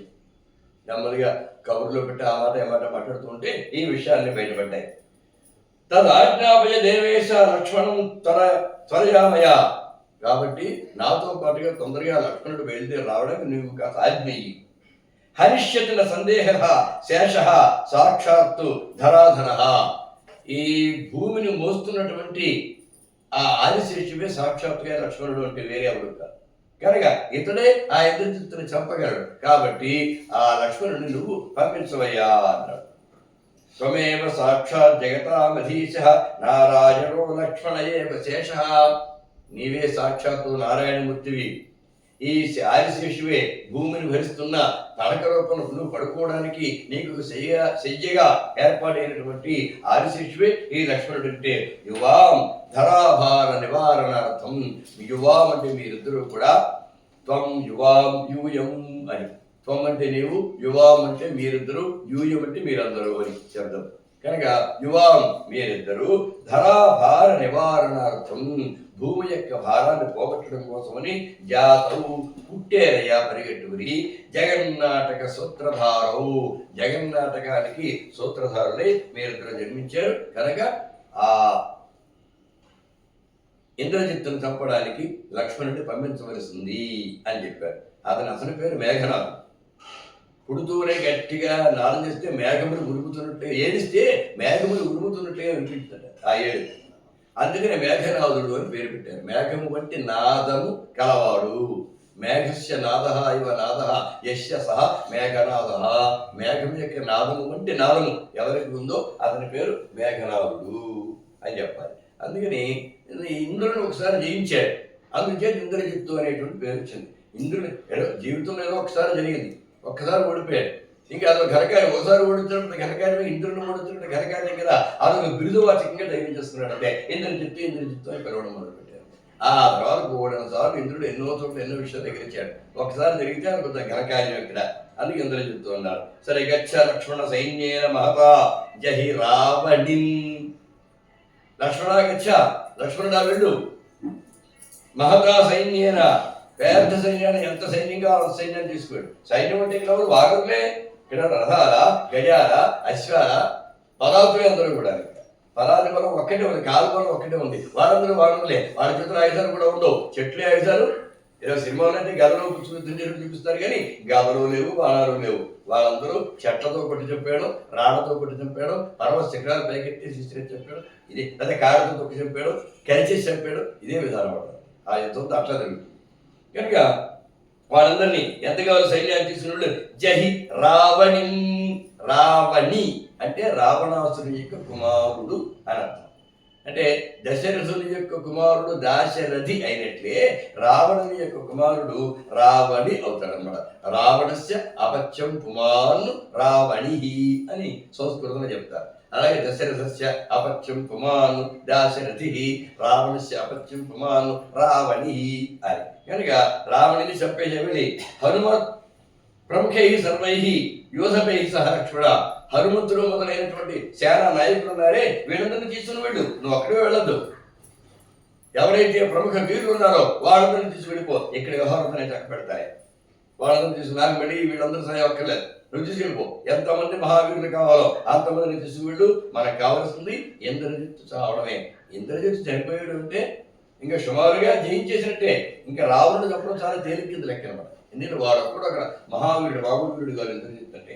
మాయాయుద్ధ విశారదుడు ఇంద్రజిత్తు ఒకడే.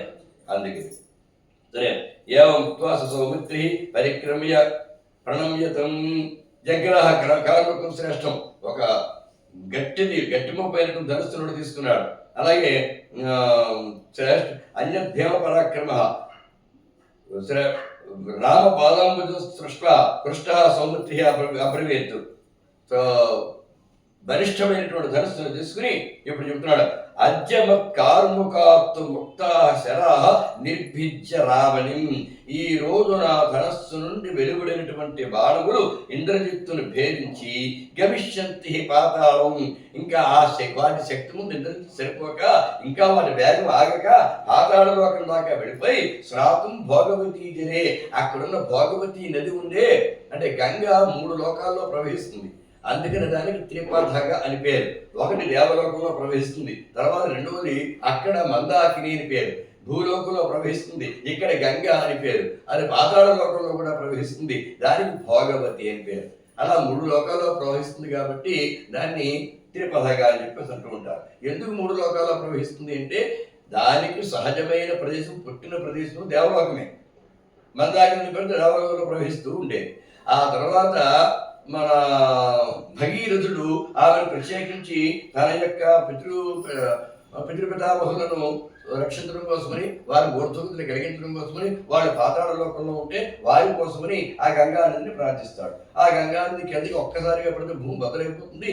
ఏం చేయమంటావు అంటే అప్పుడు ఈశ్వరుడి యొక్క తల మీదకి వస్తుంది. అక్కడి నుంచి ఆ పర్వతం ఎరిగి అంటే హిమవత్ పర్వతం మీదకి వస్తుంది. పర్వతం నుంచి చాలా కిందకి జారి అలా భూమి మీదకి వస్తుంది. ఒక్కసారి వస్తే భూమి ఆగదు కనుక స్వర్గలోకం. ఆవిడ ఇందుకే అతను కావాల్సింది స్వర్గలోకానికి కాదు కదా, పాతాళ లోకానికి వెళ్ళాలి కదా, భూమి కాదు కదా. ఆవిడ భూమి మీద పెద్ద నది అయిపోయింది, గంగా నది అయిపోయింది. ఇంతకు కావాల్సింది పాతాళం రావాలి. ఆ పాతాళాన్ని తీసుకెళ్ళిపోయారు. అక్కడ భోగవతి నదిగా అక్కడ పేరు పొందింది. ఈ రకంగా అంటే స్వర్గలోకంలో ఎప్పుడు ఉండేది, పాతాళానికి వెళ్ళవలసి వచ్చింది. పాతాళానికి వెళ్ళాలి అంటే భూమండలం మీదుగానే వెళ్ళాలి కనుక మన దృష్టి నుండి భూలోకంలో కూడా ఆ గంగ ఏర్పడి ప్రవహించేటువంటి అవకాశం మనకి లభించింది. అందులో స్నానం చేసేటువంటి అవకాశం మనకి లభించింది అన్నమాట. ఈ రకంగా 3 లోకాల్లో ప్రవహిస్తుంది కనుక తిరుపతిగా అని అంటారు. సరే, ఇక్కడ ఇప్పుడు ఏమంటున్నాడు, నేను విసిరినటువంటి బాణాలు ఉంటాయే అవి ఇంద్రజిత్తును చంపేసి ఇంద్రజిత్తును గుచ్చుకుని ఇలా బయటికి వచ్చేసి అక్కడికి మళ్ళీ భూమిలో దిగబడి పాతాళం దాకా వెళ్ళిపోయి అక్కడ భోగవతి నదులు స్నానం చేస్తాయి. అంత తీవ్రంగా, అంత వేగంగా, అంత బలిష్టంగా కొడుతున్న బాణాలన్నాయా అన్నాడు. సరే, ఏవముక్త్వా సహా సౌమిత్రి పరిక్రమ్య ప్రణమ్యతం. ఒక్కసారి రాముడికి ప్రదక్షిణ నమస్కారాలు చేశాడు. ఇంద్రజిన్నధనాకాంక్షి, ఇంద్రజిత్తు చనిపోవాలి అంటే తన సంపాదన కోరుకుంటున్న వాడై యయౌ చరిత విక్రమ, వేగంగా బయలుదేరి వెళ్ళేట చాలా వేగంగా పరాక్రమాన్ని చూపించగలిగిన వాడు. లక్ష్మణుడు అంటే పరాక్రమం కొంతమంది ప్రశాంతంగా చూపిస్తారు, వాడు బాగా గెలుస్తారు. కొంతమంది వేగంగా యుద్ధం చేస్తారు. ఇలా యుద్ధాలు రకాలు ఉంటాయి, వాడు గెలుస్తారు, వీడు గెలుస్తారు. ఒక్కొక్కరి విధానం ఒక్కొక్క రకంగా ఉంటుందన్నమాట. ఇతడు చరిత విక్రముడు అంటే ఆ యుద్ధం ఏదో నెమ్మదిగా దడ కూడా వస్తాడు వాడాలి. ఇంక అవతల వాడు ఊపిరి సరపనవాడు అనమాట. ఏం జరుగుతుందో తెలియనివాడు అలా వేస్తాడు. రాముడు అంతే చరిత్ర విక్రముడే.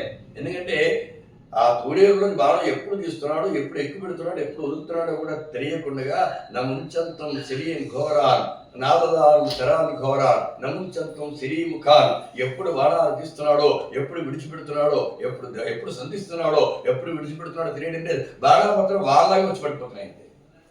ఇది త్వరిత విక్రముడు యొక్క లక్షణం. కొంతమంది ప్రసాదంగా ఆచి తూచి కొడితే మాత్రం బదులైపోతుంది. ఆ గుండె బదలవచ్చు, తలకాయ బదలవచ్చు. ఇలాగే ఎదురు గొప్పవాళ్ళే, ఎవరి విధానాలు వాళ్ళే. ఇలాగే మనకి క్రికెట్లో బౌలర్స్ చూడండి, అందరూ ఒకలాగే చేయరు బౌలింగ్, ఎవరి బౌలింగ్ వాళ్ళది. కానీ ఎవరు ఆశయమైన ఒకటే, అక్కడ వికెట్ పడగొట్టారు. కానీ ఒకటి స్పిన్ అంటాడు, ఒకటి వేగంగా వేస్తాడు, ఒకటి నెమ్మదిగా వేస్తాడు. ఎవరి మనోధర్మాన్ని బట్టి వాళ్ళు చేస్తూ ఉంటారు. సంగీతంలో పాట పని వాళ్ళు కూడా గమకాలు ఇస్తుంటారే, అందరూ ఒకలా వేరు గమకాలు, కానీ ఎవరు తేడా ఉండదు. ఇద్దరిది రేటే, ఇద్దరు 2 రకాలుగా గమకాలు వేస్తారు. ఎవరిది రేటు ఇద్దరిది రేటే అంటే మరి ఆ 2 మార్పులు నుండి ఎవరి మనోధర్మాన్ని బట్టి వాళ్ళు వేస్తుంటారు. ఒక అలాగ కుదరంది వేదానికి మనోధర్మాన్ని బట్టి దొరుకుతుందంటే కుదరదు. దానికి ఒక నియత స్థరం, అది అంతే, అలాగే ఉండాలి.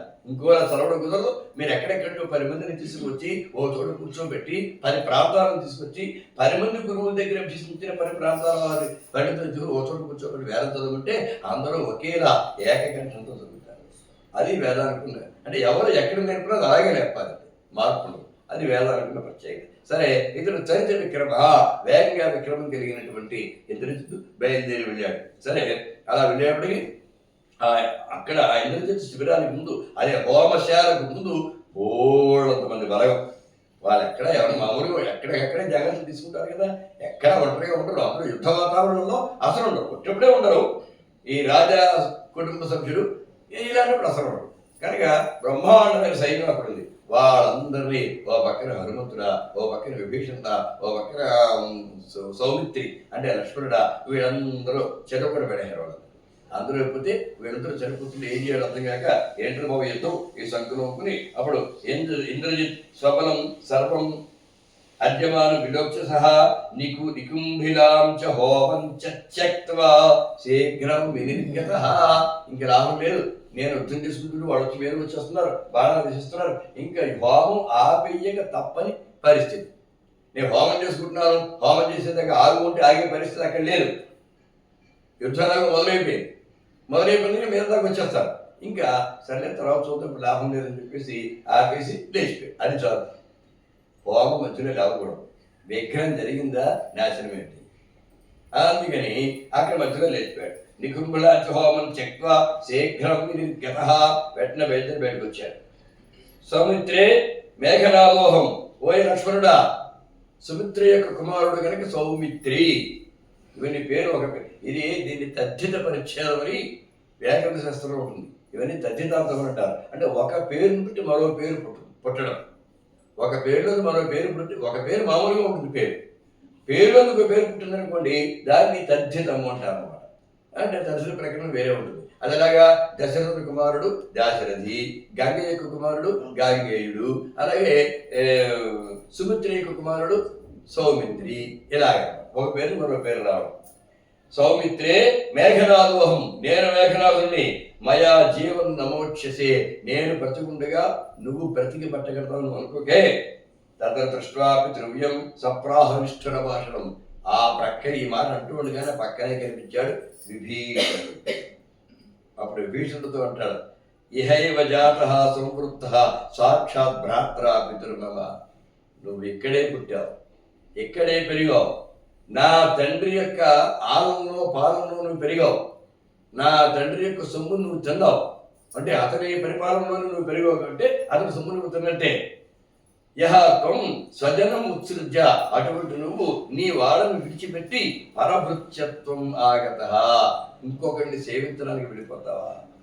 ఇన్నాళ్ళు ఎవరు సొమ్ముతున్నావో ఎవరు ఒప్పుతున్నావో వాళ్ళని వదిలేసి ఇంకోటి సేవించడం కనుక అక్కడ భీష్ముడు ఈ ఒక్క బలహీనతతోటే వాళ్ళని విడిచిపెట్టి పాండవుల దగ్గరికి రాలేకపోయాడు.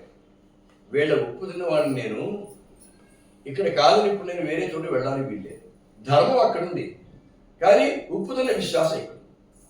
ఇందులో ఏం చేయాలో తెలియక ముందు వారిచ్చాడు కదా, నేను నా ప్రాణం ఉన్నంత ఈ కుటుంబాన్ని రక్షిస్తూ ఉంటాను. కుటుంబం అంటే ఇదే. ఇందులో విడిపోయినాడు, వారు విడిపోయి బయటికి వెళ్ళిపోయారు. ఇక్కడ ఉన్నదే కుటుంబం, నేను ఇక్కడే ఉంటాను రక్షిస్తాను అన్నారు. ఇక్కడ నేను వెళ్ళిపోవడానికి లేదు. వీళ్ళు ఇక్కడే ఉన్నారు. మరి పాల్గొన్న వాళ్ళు బయటికి వెళ్ళారు. వాళ్ళతో పాటు నేనంతే, నేను ఇక్కడ విడిచిపెట్టి వెళ్ళిపోకుండా ఇక్కడే ఉంటాను మాటిచ్చాను. ఆ మాటకు కట్టుబడిపోయాడు పాపం, అధర్మాన్ని ఆశ్రయించుకున్నాడు. అలాగే కర్ణుడు చాలా గొప్పవాడే, కానీ అధర్మాన్ని ఆశ్రయించుకున్నాడు. అంటే ఎంత గొప్పవాళ్ళేరా, అధర్మాన్ని ఆశ్రయిస్తే వాళ్ళు కూడా చెడిపోతారు అనడానికి మనకు భీష్ముడు ఉదాహరణమే, కర్ణుడు ఉదాహరణ. సరే, నువ్వు మనవాళ్ళు వదిలేసి పరాయి వాళ్ళని కొంపకి చేరావు. కథం దృశ్యతి పుత్రాయ పాపీయారిసి దుర్మతి ఈ చెక్వా లక్ష్మణం దృష్ట్యా నేను నీ కొడుకులు అవుతాను. మీ అన్నగారి కొడుకుంటే నీ కొడుకుగా, కొడుకే నువ్వు ద్రోహం చేస్తావు. ఎక్కడైనా హోమం చేస్తున్న సంగతి నువ్వు చెప్తానే తెలిసింది. అది ఇక్కడ ఇంటి కుట్టిన అక్కగా చేసింది అని. నేను హోమం చేస్తున్న సంగతి కానీ ఎక్కడ చేస్తున్నానో కానీ నీకు తప్ప ఇంకెవరికి తెలియదు. వారికి చెప్పు, నేను నీ కొడుకునే ఇలా కొడుకు ఎందుకు ద్రోహం చేస్తున్నావు. ఇంకా కలం దృహీసి పుత్రాయ పాపీయానిసి, నువ్వు చాలా పాపం మూట కట్టుకుంటున్నావు. దుర్మతి ఇత్యుక్త్వా లక్ష్మణం దృష్ట్వా హనుమత్ పృష్ఠత స్థితం. హనుమంతుని వెనకాల ఉన్నటువంటి లక్ష్మణుడు చూశాడు. అక్కడ ముందుగా హనుమంతుడు ఉన్నాడు, వెనకాల లక్ష్మణుడు ఉన్నట్ట. సరే, అంటే పృష్ఠహాడు వెనకాల కాదు, భుజాల మీద ఉన్నాడు. ఈ హనుమంతునికి భుజాల మీద మరి వాడేమో రథానుమతం చేస్తే వీళ్ళందరూ ఎప్పుడు హనుమంతుడే కదా, లక్ష్మణుడైనా రాముడైనా భుజం ఎక్కి కూర్చోవాడు.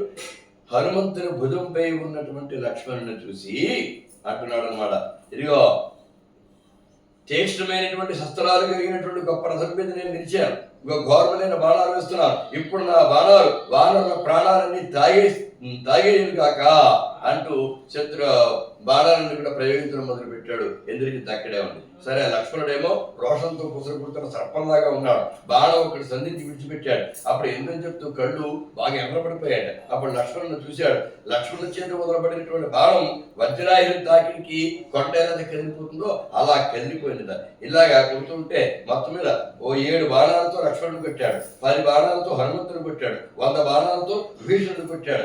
ఈ రకంగా భయంకరమైనటువంటి యుద్ధం జరిగింది. కవచం లక్ష్మణ స్థిత, లక్ష్మణుడి యొక్క కవచం కూడా బేట వేసిపోయిందంటే అతను వేసేటువంటి బాణాన్ని ఇలాగ కొడుతూ ఉండగా ఇంకా ధర్మాత్మ సత్య సంధ. అప్పుడు చివరికి యుద్ధం చాలాసేపు జరిగిన తర్వాత అప్పుడు లక్ష్మణుడు అంటాడు, ఓ బాణం తీసి వింటికి సంధించి ఆయా ఎదురు చూస్తూ ధర్మాత్మ సత్య సంధశ్చ రామోదాశరథిర్యది త్రిలోక్యాం అప్రతిద్వంద్వ తదేనం జహి రావణం. రాముడు గనుక ధర్మాత్ముడైతే, రాముడు గనుక సత్యసంధుడైతే, దశరథుడు కుమారుడైనటువంటి రాముడు ధర్మాత్ముడైతే సత్యుడు నేనే అని ఎక్కడైనా నేను ఫలానా అయితే చెప్పాలి. ఇక్కడ అలా చెప్పట్లేదు. నా అన్నగారు రాముడు, దశరథుని కుమారుడైనటువంటి రాముడు ధర్మాత్ముడైతే, అతడు సత్యసంధుడైతే, ఇంకా ముల్లోకాల్లోనూ అప్రతిద్వంతుడైతే, ఓ బాణమా ఈ ఇంద్రజిత్తును చంపే జహి రావణి ఏనం జహి రావణం, ఈ బాణం ఇంద్రజిత్తును సంహరించుగాక. ఈ చెక్వా అని పలికి బాణం ఆకర్ణాత్య చెవిదాకా లాగి తం అజిహ్మగం, ఆ బాణాన్ని లక్ష్మణ సమరే వీర ససర్జ ఇంద్రజితం ప్రతి, ఇంద్రజిత్తు కేసి ఆ బాణాన్ని విడిచిపెట్టాడు.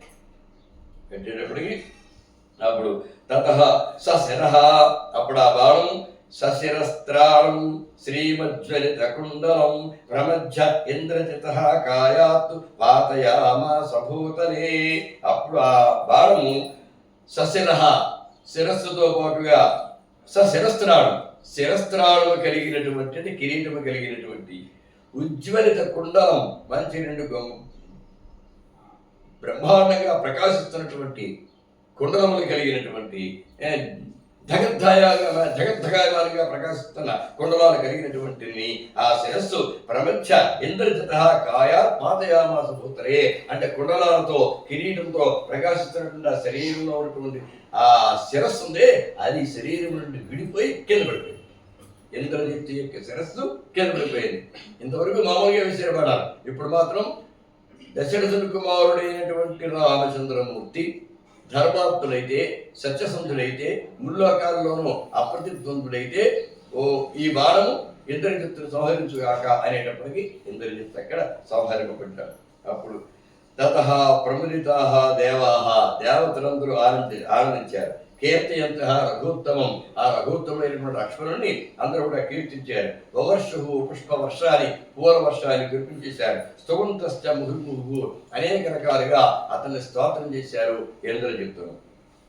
జహర్ష శక్ర, ఇంద్రుడు కూడా చాలా చాలా ఆనందపడ్డాడు. ఎందుకని ఇతను ఇంద్రజిత్తు పేరు వచ్చింది అంటే అలా పేరుతో పిలుస్తున్నప్పుడల్లా ఇంద్రుడికి అవమానమే కదా. ఇంద్రజిత్తు అతను పిలుస్తున్నారంటే ఇంద్రుడికి అవమానం. అందుకని ఇప్పుడు ఇంద్రుడి నన్ను జయించిన వాడు ఒకనాడు లోకంలో అని బాధపడి, అందుకని ఇప్పుడు ఇంద్రుడు ప్రత్యేకంగా ఆనందించాడు. జహర్ష శక్ర, శక్రుడు అంటే ఇంద్రుడు అర్థం. భగవాన్ సహ దేవై మహర్షిభి, ఆ సమయంలో అతని దగ్గర దేవతలందరూ ఉన్నారు, మహర్షులందరూ ఉన్నారు. వాళ్ళందరూ కలిసి ఈ యుద్ధం పైన చూస్తూ వాళ్ళందరూ కూడా ఆనందపడ్డారు. ఆకాశే పిచ్చ దేవారాం సుస్త్రివే దుందుభిస్వన, ఆకాశంలో ఉండి దేవతలందరూ కూడా గట్టిగా విన్నారు. వాళ్ళందరూ చేసిన దుందుభిస్వనములు ఉన్నాయి, వారి యొక్క ఆనందాతిరేకంతో చేసేటువంటి అశ్వధ్వానాలు అవి ఉన్నాయి, అవన్నీ కింద అందరూ వింటున్నారు. అక్కడ దేవ దుందువులు మ్రోగాయట, అవి కూడా అందరూ వినడం జరిగింది. అప్పుడు సాధు లక్ష్మణ తుష్టోస్మి కర్మతే దుష్కరం కృతం మేఘనారిష్ట నిధనే జీతం సర్వమరిందమా, తిరిగి మళ్ళీ వెనక్కి వచ్చారు. రాముడికి వార్త చెప్పగానే రాముడు సాధు లక్ష్మణ శభాష్ లక్ష్మణ అన్నాడు. తుష్టోస్మి, చాలా సంతోషించారు. తే దుష్కరం కర్మ కృతం తే దుష్కరం కర్మ, నువ్వు చేసినటువంటి మరెవ్వరూ కూడా చెయ్యలేనటువంటి పనిని నువ్వు చేసావు చూడు, దీనికి నాకు చాలా చాలా ఆనందంగా ఉంది. ఏమిటో తెలుసా? మేఘనాదస్య నిధనే జీతం సర్వం అరిందమా, మేఘనాథుని జయించడం అంటే మొత్తం జయించేసినట్టే, మిగిలినంతా కూడా నామ మాత్రమే. జీతం సర్వం, మొత్తం అంతా కూడా మనం జయించేసినట్లే. అరిందమా, శత్రు దమనుడా, శత్రువులను సంహరించేవాడా, నువ్వు మేఘనాథుని జయించు, మొత్తం జయించేసినట్టే యుద్ధం. అహోరాత్రై త్రిభి, 3 రాత్రులు 3 పగళ్ళు అదే పనిగా యుద్ధం చేస్తే ఇంద్రజిత్తుడు తప్పగలిగారు. అయ్యో మనకి కాసేపటి చెప్పుకున్నాం కానీ కాసేపటి అయిపోలేదు యుద్ధం. 3 రాత్రులు అక్కడ మళ్ళీ రాత్రి యుద్ధం చేస్తారా అంటే ఆ మాత్రం వాళ్ళు నిశాచులు కాబట్టి వాళ్ళకి రాత్రి పగలు తేడా ఉండదు, ఎప్పుడైనా చేస్తారు. అందుకని రాత్రి పౌడు యుద్ధం చేయాల్సి ఉంటుంది. అలా రాత్రి పౌడు యుద్ధం చేయాలంటే ఇప్పటికే 12 ఏళ్ళు చాలు, కానీ 14 ఏళ్ళు ఇతనికి అనుభవం ఉంది. కనుక 14 ఏళ్ళ అనుభవం ఉంది నిద్ర లేకుండా ఉండడం అనేది, ఇతని ఇబ్బంది ఏం కాదు. కనుక అహోరాత్రై, అహస్త అంటే పగలు, అహోరాత్రం అంటే పగలు, రాత్రి లేదా రేయి అని అర్థం. అహోరాత్రే త్రిభి వీర కథంచిత్ వినిపాలిత నిస్సపత్ర కృత అస్మి అద్య నిర్యాసతి రావణ. ఇంకా మొత్తం 3 పగళ్ళు 3 రాత్రులు కలిసి యుద్ధం చేసి అతను చెప్పేసి చాలా చాలా సంతోషంగా ఉందయ్యా అని చెప్పాడు. అప్పుడు ఏతస్మిన్నంతరే తస్య సచివ బుద్ధిమా శుచి సుపార్శ్వో రామ మేధావి రావణం వాక్యమబ్రవీత్తు. ఇప్పుడు సుపార్శ్వుడు అని పేరు ఎగిరింది అంటే ఇంద్రజిత్తు చనిపోయాడు సంగతి తెలిసి ఇంకా ఇంతకుముందు పడిన బాధ కంటే చాలా ఎక్కువ బాధపడ్డాడు. నేను ప్రియాది ప్రియుడైనటువంటి కుమారుడు ఇంద్రజిత్తు అంటే రావణాసుడు. ఇంద్రజిత్తు ఒక ఉండేసరికి నన్ను ఎవరు ఏం చేయలేరు ఒక నమ్మకం, కర్ణుడకు ఉండే చాలు నన్ను ఎవరు ఏం చేయలేరు ఒక నమ్మకం దుర్యోధనుడికి ఎలా ఉందో అలాగా ఇంద్రజిత్తు ఒకటి ఉంటే చాలు నన్ను ఎవరు ఏం చేయలేరు ఒక నమ్మకం ఉంది. కానీ ఇతర నమ్మకాలు తేడా ఉంది. రావణాసురుడి నమ్మకం నిజం, ఇంద్రజిత్తు ఒక ఉంటే ఎవడేం చేయలేడు. రాముడు కాబట్టి చేయగలిగాడు, లక్ష్మణుడు కాబట్టి చేయగలిగాడు, కానీ మిగిలిన వాడు ఎవరు ఏం చేయలే. ఇంద్రుడు అంతటి వాడు ఆగలేకపోయాడు ఇంద్రజిత్తు. కాబట్టి ఇంద్రజిత్తు ఉంటే చాలు నన్ను ఎవరు ఏం చేయలేరు అన్న రావణాసురుడి నమ్మకం నిజం. కానీ కర్ణుడు ఉంటే చాలు నన్ను ఎవరు ఏం చేయలేరు అనుకున్న దుర్యోధనుడిని భ్రాంతి, ఒక వెలితనం. ఎందుకంటే కర్ణుడు ఎప్పుడు ఎవరిని జయించాడు కనుక చరిత్రలో ఏముంది ఒకసారి చెప్పండి.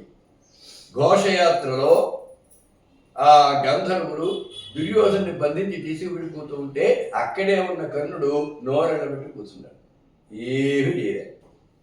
అలాగే ఉత్తర గోగ్రహణం జరుగుతున్నప్పుడు ఒకే ఒక్క అర్జునుడు మొత్తం అందరినీ పడగొట్టేస్తే ఆ పడిపోయిన వాళ్ళలో కర్ణుడు కూడా ఉన్నాడు. ఒక్క అర్జునుడు అక్కడ ఉంటే ఇక్కడ భీష్ముడు ఉన్నాడు, ద్రోణుడు ఉన్నాడు, కర్ణుడు ఉన్నాడు, దుర్యోధనుడు ఉన్నాడు, దుశ్శాసనుడు ఉన్నాడు, శకునుడు ఉన్నాడు. ఇంతమంది అందరూ ఉండి కూడా ఒక అర్జునుడు ఏమి చేయలేకపోయారు. అప్పుడు కర్ణుడు ఏం చేయగలిగాడు? అలాగే అసలు ఎప్పుడైనా కర్ణుడు ఫలానాతో మహావీరులైన ఫలావాడు చంపేవాడు చరిత్ర ఎక్కడైనా ఉందా? ఏమీ లేదు. కానీ కర్ణుడు ఉన్నాడు, నాకు వారికి ఎవరు అక్కర్లేదు దుర్యోధనుడు, అదొక మూఢమతి. అలాగే కర్ణుడు శక్తి లేని వాడిని అర్థం కాదు. కానీ వీళ్ళని అర్జునుడిని తప్పిస్తే అర్జునుడు కాకుండా ఇలాంటి పాండవుడు కాకుండా మిగిలిన వారి జోలికి వెళితే మాత్రం కర్ణుడు చాలా గొప్పవాడే. కానీ పాండవులేమి కూడా అతను చేయలేడు, అయినా చెప్తున్నాడని. అందుకని అంటాడు కర్ణులు 10,000 అని నొత్తురు చతురు రాజరాజా. ఏదో కర్ణుడు ఉంటున్నాడు అనుకుంటున్నావేమో, ఒకటి కాదు 10,000 మంది కర్ణులు నీ ప్రక్కన ఉన్నా సరే ధర్మరాజుని ఎవ్వరేం చేయలేరు సుమా. అర్జునుడు వాడికి దేవుడు ముందు ధర్మరాజుని ఏం చేయలేదు అని అక్కడ చెప్పడం జరుగుతుంది. కనుక ఇక్కడ ఇంద్రజిత్తు ఇతనికి ప్రియాది ప్రియుడైనటువంటి కుమారుడేమో అతను చనిపోతే నిజంగా చాలా దుఃఖాన్ని గురి, ఇంకంతా అయిపోయింది, నేను ఒక్కడే మిగిలాను. అక్కడ దాకా ఇంద్రజిత్తు పోయాడంటే ఇంక మిగిలినవరు కుంభకర్ణుడు పోయాడా, ఇంకా మహాపరుషుడు పోయాడా, ఇప్పుడు ఇంద్రజిత్తు పోయాడా, ఇంక అందరూ వెళ్ళిపోయారు. మిగిలినవరికి ఇతనికి ఒంటరి వాడైపోయాడు అన్నమాట. కనుక అప్పుడు సుపార్శ్వుడు అనేవాడు వచ్చి నన్ను నామ దశగ్రీవ సాక్షాత్ వైశ్రవణారుగ వేద విద్యావత స్నాత స్వకర్మ పరినిష్ఠిత అనేక కూడా సంపన్న కథం స్త్రీ మదమిచ్చేసి ఇంక ఇప్పుడు ఏం చేయాలో తెలియక గబగబా ధనుర్బాణాలు కత్తిలుగు తీసుకుని వెంట సీతను నరికేస్తారంటారు. అంటే ఇదంతా మానసిక దౌర్బల్యం వచ్చేస్తుంది చూడండి. నా కొడుకుని చెప్పేస్తారా, అసలు సీతనే చెప్పేస్తాను, కొడుకుని యుద్ధంలో చెప్పారు, అంటే సీతను చెప్పేస్తానంటాడు. అంతే ఆయన గబగబా కత్తి తీసుకుని వెళ్ళిపోతున్నాడు. అప్పుడు ఈ సుపార్శుడు అనేవాడు అడ్డం పెట్టుకుని యామయ్య నువ్వు ఎవరో తెలుసా, విశ్రవణుని యొక్క కుమారుడివి, పునశ్చ బ్రహ్మ యొక్క కుమారుడు విశ్రవసుడైతే ఆ విశ్రవసుని యొక్క కుమారుడు నువ్వు సామాన్యుడువా? వేద విద్యావతస్రాత వేదం క్షుణ్ణంగా చదువుకున్నవాడు, వ్రతుడివి, ఎన్ని రకాల వ్రతాలు చేయాలో ఆ వేద వ్రతులన్నీ కూడా చేసుకున్నవాడివి, స్వకర్మ పరినిష్ఠిత వైదిక కర్మలు ఎప్పుడు ఎలా చేయాలో అవన్నీ కూడా ఆచరించినవాడు, అందులో మంచి నైపుణ్యం ఉన్నవాడివి. ఎప్పుడైనా ఎవరికైనా సందేహం కలిగితే నేను అడగాలి. సరే అనేక గుణ సంపన్న, ఎన్నో గుణములు ఉన్నాయి నీ దగ్గర. కథం స్త్రీ వధమిచ్చేసి ఆడదాన్ని చంపాలని అనుకుంటున్నావయ్యా? నీలాంటి వాడు స్త్రీ వధ, అసలు స్త్రీ వధ అనేది శాస్త్రమతం కాదే. అలాంటిది స్త్రీని చంపుతావు నీలాంటి వాడు వెళ్ళి అస్మాభి సహిత యుద్ధే హత్వా రామంచ లక్షణం ప్రాప్స్యస్య జానకీం శీఘ్రం ఇత్యుక్త సహా న్యవర్తత. మేమున్నాం రా, మనందరం కలిసి వెళ్దాం. నువ్వు రా, నువ్వు ఎవరోనో పంపావు, వాడు చనిపోయాడు, నువ్వు వెళ్ళిందేది రంగప్రవేశం చేసింది అది ఏదో ఒకసారి వెళ్ళి మళ్ళీ వెనక్కి వచ్చావు, అంతే ఆగిపోతావా, మళ్ళీ వెళ్ళవా? నడు, మేమంతా ఉన్నాం. అక్కడ వెళ్ళి మా అందరి సాయంతోనూ నువ్వు అక్కడ ఒంటరిగా పోరాటం చేసావు, ఇప్పుడు మేమంతా ఉంటాం.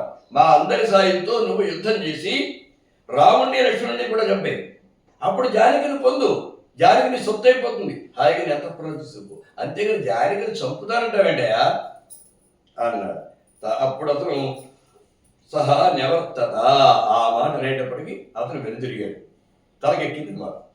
నిజమే, చంపితే అయితే ఎగిరితే కుంభస్థలాలు కొట్టాలన్నట్టు అయితే ఎగిరితే రాముని లక్ష్మణుని చంపాలి కానీ సీతను చంపడం ఏంటి అనుకున్నాడు. తతో దురాత్మా సుహృదాని వేదితుం వచ సుధర్మ్యం ప్రతిగృహ్య రావణ గృహం జగామాసు. వేగంగా ఇంటికి వెళ్ళిపోయాడు. అక్కడ శుచా విమూఢధీ పునఃసభాంచ ప్రజయౌ సుహృద్వ్రత. తిరిగి మళ్ళీ ఒకసారి సభా ప్రవేశం చేశాట. చేసిన తర్వాత ఇప్పుడు మళ్ళీ రాముడికి మండోదరికి కూడా ఇక్కడ కొంత సంవాదం జరుగుతుంది. చాలా నిజంగా మండోదరి రావణాసురుడికి చెప్పినటువంటి మాటలు ఏ భార్య కూడా ఎక్కడెవరికైనా చెప్పలేము, అంతలా చెప్పింది. చెప్పినా అతనికి అక్కడ ఇంతకుముందు తాళ చెప్పింది, ఎవరికి? వారికి చెప్పినా విన్నాడా అంటే పోగాలం దాపురించిన వాడు ఎవరి మాటలో వినడం దానికి అక్కడ వారి ఒక ఉదాహరణమే, ఇక్కడ రావణాసురుడు కూడా ఒక ఉదాహరణమే. చూస్తూ ఉండగా ముందు చిన్నగా ప్రారంభమైంది. వానరులను చాలా మంది చంపేశారు అనుకున్నాడు. ఆ తర్వాత మళ్ళీ వానరులందరూ బతికేశారు. బతికిన తర్వాత వానర సైన్యం యుద్ధంలోకి వెళ్ళింది. 300 మంది వెళ్ళిపోయారు. ఇంకా ఒక్క వంతే మిగిలింది. ఒక వంతు సైన్యంతో అక్కడేమో కోట్లాది వానరులు ఉన్నారు. వాడు చావడం లేదు, వీడు చనిపోతున్నారు. అందుకని ఏవేవో పన్నాగాలు పెట్టారు అతని విషయాలు వేసి. ముఖ్యంగా అతను పెద్ద ధైర్యం ఏంటంటే కొండంత అండ కొండ లాంటి కుంభకర్ణుడే. కుంభకర్ణుడు మరణిస్తాడు అని ఎవ్వరు కూడా అనుకోలేదు. రావణాసుడే కాదు, ఎవరు అనుకోలేదు. ఈ పక్షవాడు కూడా అనుకోలేదు. కొండని దేంతో ఒకటి ఎవరు చెప్పగలరు? అదొక అసాధారణమైన జన్మ అన్నమాట. అతను ఎవరు చంపలేదు కనుక ఇప్పుడు ఇతను కూడా ఎవరు ధృతరాష్ట్రుడు కూడా భీముడు చూసే భయపడేవాడు. ఇప్పుడు వాళ్ళలో పాండవుల్లో భీముడు ఉన్నాడు, ఎప్పటికైనా మా అబ్బాయికి భీముని వల్ల ప్రమాదమే అని భీముడు చూసి తెర ఉడికిపోయేవాడు. అసలు అర్జునుడు మహాధనుడు అయినా సరే భీముడంటే భయం. ఎందుకంటే అది అసాధారణ బలం. చిటికతో కొడితే సరిపోతుంది, ప్రాణం పోతుంది అవతల. అలాంటి బలం అక్కడ. సరే దుర్యోధనుడికి ఒక మొండి ధైర్యం ఏంటి అంటే పైనుంచి కింద దాకా వజ్ర శరీరం అయిపోయింది. ఇదో నమ్మకం ఉంది, కానీ తొడలు బలహీనములు. ఆ తొడలు కూడా దిగువ భాగంలో అంటే పెక్కలకి పై భాగంలోనేమో ముందు ఆ మోకాలకి పై భాగంలో ముందు వజ్రంలాగా ఉంటాయి, అక్కడ గట్టిగా ఉంటాయి. కాస్త పైకి వెళ్ళేటప్పటికి కొంచెం సగం మెత్తగా ఉంటాయి, ఇంకా బాగా పైకి వెళ్ళేటప్పటికి పూర్తిగా బలహీనం. అంటే బలంగా ఉండి సగం బలంగా ఉండి పూర్తిగా బలహీనములు పైకి వెళ్ళేదాకా అక్కడ కొట్టేస్తే ఇంకా దుర్యోధనుడు ఏమీ చేయలేదు. అది ఒకటి పసి జాగ్రత్తగా కనిపెట్టు కూర్చున్నాడు. ఇది ఒకటి ఉంది. ఇది మరి ధృతరాష్ట్రుడు తెలిసి ఉండొచ్చు, తెలియకుండొచ్చు, కానీ భీముడు బలవుతున్నది. ఎప్పుడైనా ఏదైనా చేయొచ్చు. అతను తలుచుకుంటే దుర్యోధనుడు ఆగు. ధర్మయుద్ధానికి అంత ధరపడని చెప్పే తప్ప ధర్మం ప్రక్కన పెడితే కౌరవులు ఎవరవుతారండి? భీముడు ముందు ధర్మం అనేది ఒక్కడి తీసి పక్కన పెట్టేస్తే ఇప్పటిదాకా ఉండదు కౌరవుల వ్యవహారం. ఎప్పుడో పోయిండేది. ఆనాడు ఎప్పుడైతే ద్రౌపదిని జుట్టట్టు లాక్కొచ్చారో ఆనాడే పోయిండేది ప్రాణం. అప్పుడే కొట్టేస్తుండేవారు. ఇక్కడ కూడా ఒక దుర్మార్గమైనటువంటి పని ఏంటి, సీతను చంపేద్దాం అనుకున్నారు. సీతను చంపేయడమే. దానికి తగ్గట్టుగా పశ్చాత్తాపంగా ఇతను వీడేం చేస్తారంటే ఇంక ఇతను భయంకరంగా యుద్ధం చేస్తున్నాడు, ఇతను యజ్ఞం చేస్తున్నాడు. రావణాసురుడు ఏం చేశాడంటే సరిగ్గా ఇంద్రజిత్తు యొక్క లక్షణాన్నే, వీడు మామూలు వాడు కాదు కనుక నా మామూలు శక్తి సరిపోదు కనుక నేను యజ్ఞం చేస్తే అజేయుడు అవుతాను. యజ్ఞం చేస్తే నాకు దివ్యములైన రథములు, గుర్రాలు, ఏనుగులు, గుర్రాలు రథాలు పోల్చడానికి సారథి, అలాగే గొప్ప ఆయుధములు, ధనుర్బాణములు, కత్తులు ఇవన్నీ అగ్నిహోత్రుడు ప్రసాదిస్తాడు. ఆమె కనుక నా చేతికి వస్తే ఇంద్రజిత్తు ఏం చేద్దాం అనుకుని చెయ్యలేకపోయాడో అదే ఇప్పుడు నేను చేద్దాం. అది ఇంద్రజిత్తుగా ఆ పని చేస్తుంటే సరిపోయింది, చేయలేవులేదు. సరే ఇప్పుడు నేను చేస్తాను, నన్ను వీళ్ళు ఏం చేస్తాను చూద్దాం. నన్ను వీడే లేపలేదు. ఇంద్రజిత్తు అక్కడ మీద యుద్ధానికి వచ్చేస్తుంటే ఆ భార్య చేపలతో నా మీద యుద్ధానికి వస్తున్నారు గోకుడు వదిలి చెప్పాడు. వాడు యుద్ధానికి వస్తున్నా సరే, కొడుతున్నా సరే, తుడుతున్నా కదలకుండా ఉండాలి అక్కడ. అలా ఉండగలిగితేనే ఆ ఇట్లు నిలబడుతుంది. అందుకని తను ఎదుర్కొన్న తర్వాత చెప్పేస్తూ ఉంటే ఇంకా వాడు ఉండలేకపోయాడు. పోతే పోయారు రాక్షసులు కొంతమంది, అని ఆగారు ఇంద్రజిత్. ఆ యజ్ఞ నిష్ఠ అంటే అది. నేను ఆ నిష్ఠతో ఉంటాను. వాడు కుర్రాడికి నిష్ఠ ఉండలేకపోయాడు. నన్ను ఎప్పుడు ఏం చేసిన యజ్ఞ కాలంలో ఆ హోమ యజ్ఞ పురుషుడు నన్ను అనుగ్రహించేంత దాకా అప్పుడు నన్ను ఎవరు ఏం చేయలేదు అనేటువంటి ఆలోచన చేశాడు. చేసి యజ్ఞంలో కూర్చున్నాడు. ఇప్పుడు ఇంకేం చేయాలో అర్థం కాదా. మళ్ళీ విభీషణుడు చెప్పాడు, ఆ యజ్ఞం గనక పూర్తయిందంటే రావణాసురుడు అజేయుడైపోతాడు. అప్పుడు అతను ఎవ్వరు ఏమి కూడా చేయలేరు సుమా, చాలా జాగ్రత్త అని చెప్తే ఆలోచించారు జాగ్రత్తగా. ఇప్పుడు అక్కడలాగా ఎవరు అతని పరివారాలు పట్టడం చేయడం కుదరదు. అతని మీదకి సరాసరిగా బాణాలు ప్రయోగించుకున్న నిష్టలో ఉన్నప్పుడు అతన్ని ధనుర్బాణం పట్టుకోవాలంటే అధర్మ యుద్ధం అవుతుంది. బాణాలు వేయడం కుదరదు. ఎవరినో బాణాలతో కొట్టిన తనదుంటే ఎవరు పోయినా చలించడు. ఇంద్రజిత్తే పోయిన ఎవరు పోతే అనుకుంటాడు. అందుకని ఎవరు పోయినా చలించడు. కానీ భార్యను అవమానిస్తే అది ఏ పురుషుడికైనా చాలా బలహీనమైన విషయం కదా, అంటే సున్నితమైన విషయం కదా. వెంటనే మండోదరుని జుట్టు పట్టుకుని బలబలబల ఈడ్చుకుంటూ వచ్చేసారండి రావణాసురుడు యజ్ఞం చేస్తున్న చోటు. ఈవిడ గోల పెట్టేస్తాం. అతను చూసి కూడా చూడనట్టుగా యజ్ఞం మాత్రం భంగపడ్డానికి వెళ్ళేది. సృక్సృవాలు అలా చేతిలో ఉన్నాయి, అలా ధ్యానం చేస్తున్నాడు. కొంతసేపు ధ్యానం చేయడం, స్వాహా అని అలాగా స్వాహాకారంతో ఆ నెయ్యి వేయడం, మళ్ళీ ధ్యానంలోకి వెళ్ళడం, ఆ సృక్సృవాలు ఉన్నాయి. ఇలా చేస్తూ ఉంటే అప్పుడు అక్కడికి వెళ్ళి వాడిని పిడికిలతో, హనుమంతుడు లాంటి పిడికిలతో గుద్దేసి ఆ సృక్సృవాలు తీసేశాడు. అయినా సరే చెప్పు తినలేదు, యజ్ఞం మానలేదు. ఆ తపో నిష్ట నుంచి బయటికి రాలేదు. అప్పుడు ఈ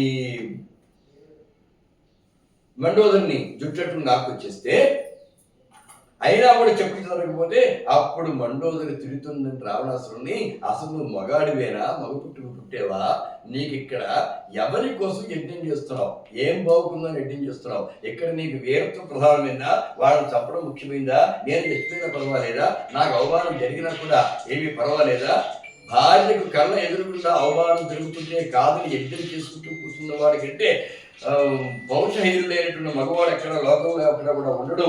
కాబట్టి ఇక్కడ దుర్భాగ్యం అసలు నువ్వు మగవాడువేనా అని రెచ్చగొడితే అప్పుడు ఆ యజ్ఞం నుంచి అతను బయటికి రావాలి.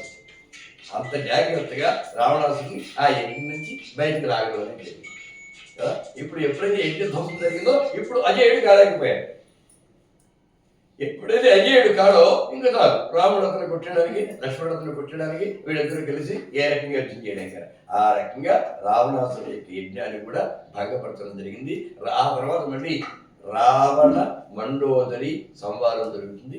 ఆ తర్వాత యుద్ధం ఏ విధంగా సాగుతుందో ఆ రావణాసురుడు మరణించడం, తర్వాత విభీషణుడికి ఆ పట్టం కట్టడం, తర్వాత వీళ్ళందరూ బయలుదేరి వాళ్ళ యొక్క నగరానికి వెళ్ళి పట్టాభిషేకం చేసుకోవడం, ఇవన్నీ కూడా మనం సాయంకాలం కార్యక్రమంలో చూచుకుందుముగాక. స్వస్తి ప్రజాభ్యః పరిపాలయంతాం న్యాయ్యేన మార్గేణ మహీం మహీషా గోబ్రాహ్మణేభ్యః శుభమస్తు నిత్యం. లోకాః సమస్తాః సుఖినో భవంతు. జై శ్రీరామ్. జై శ్రీరామ్. జై శ్రీరామ్. జై శ్రీరామ్. జై శ్రీరామ్.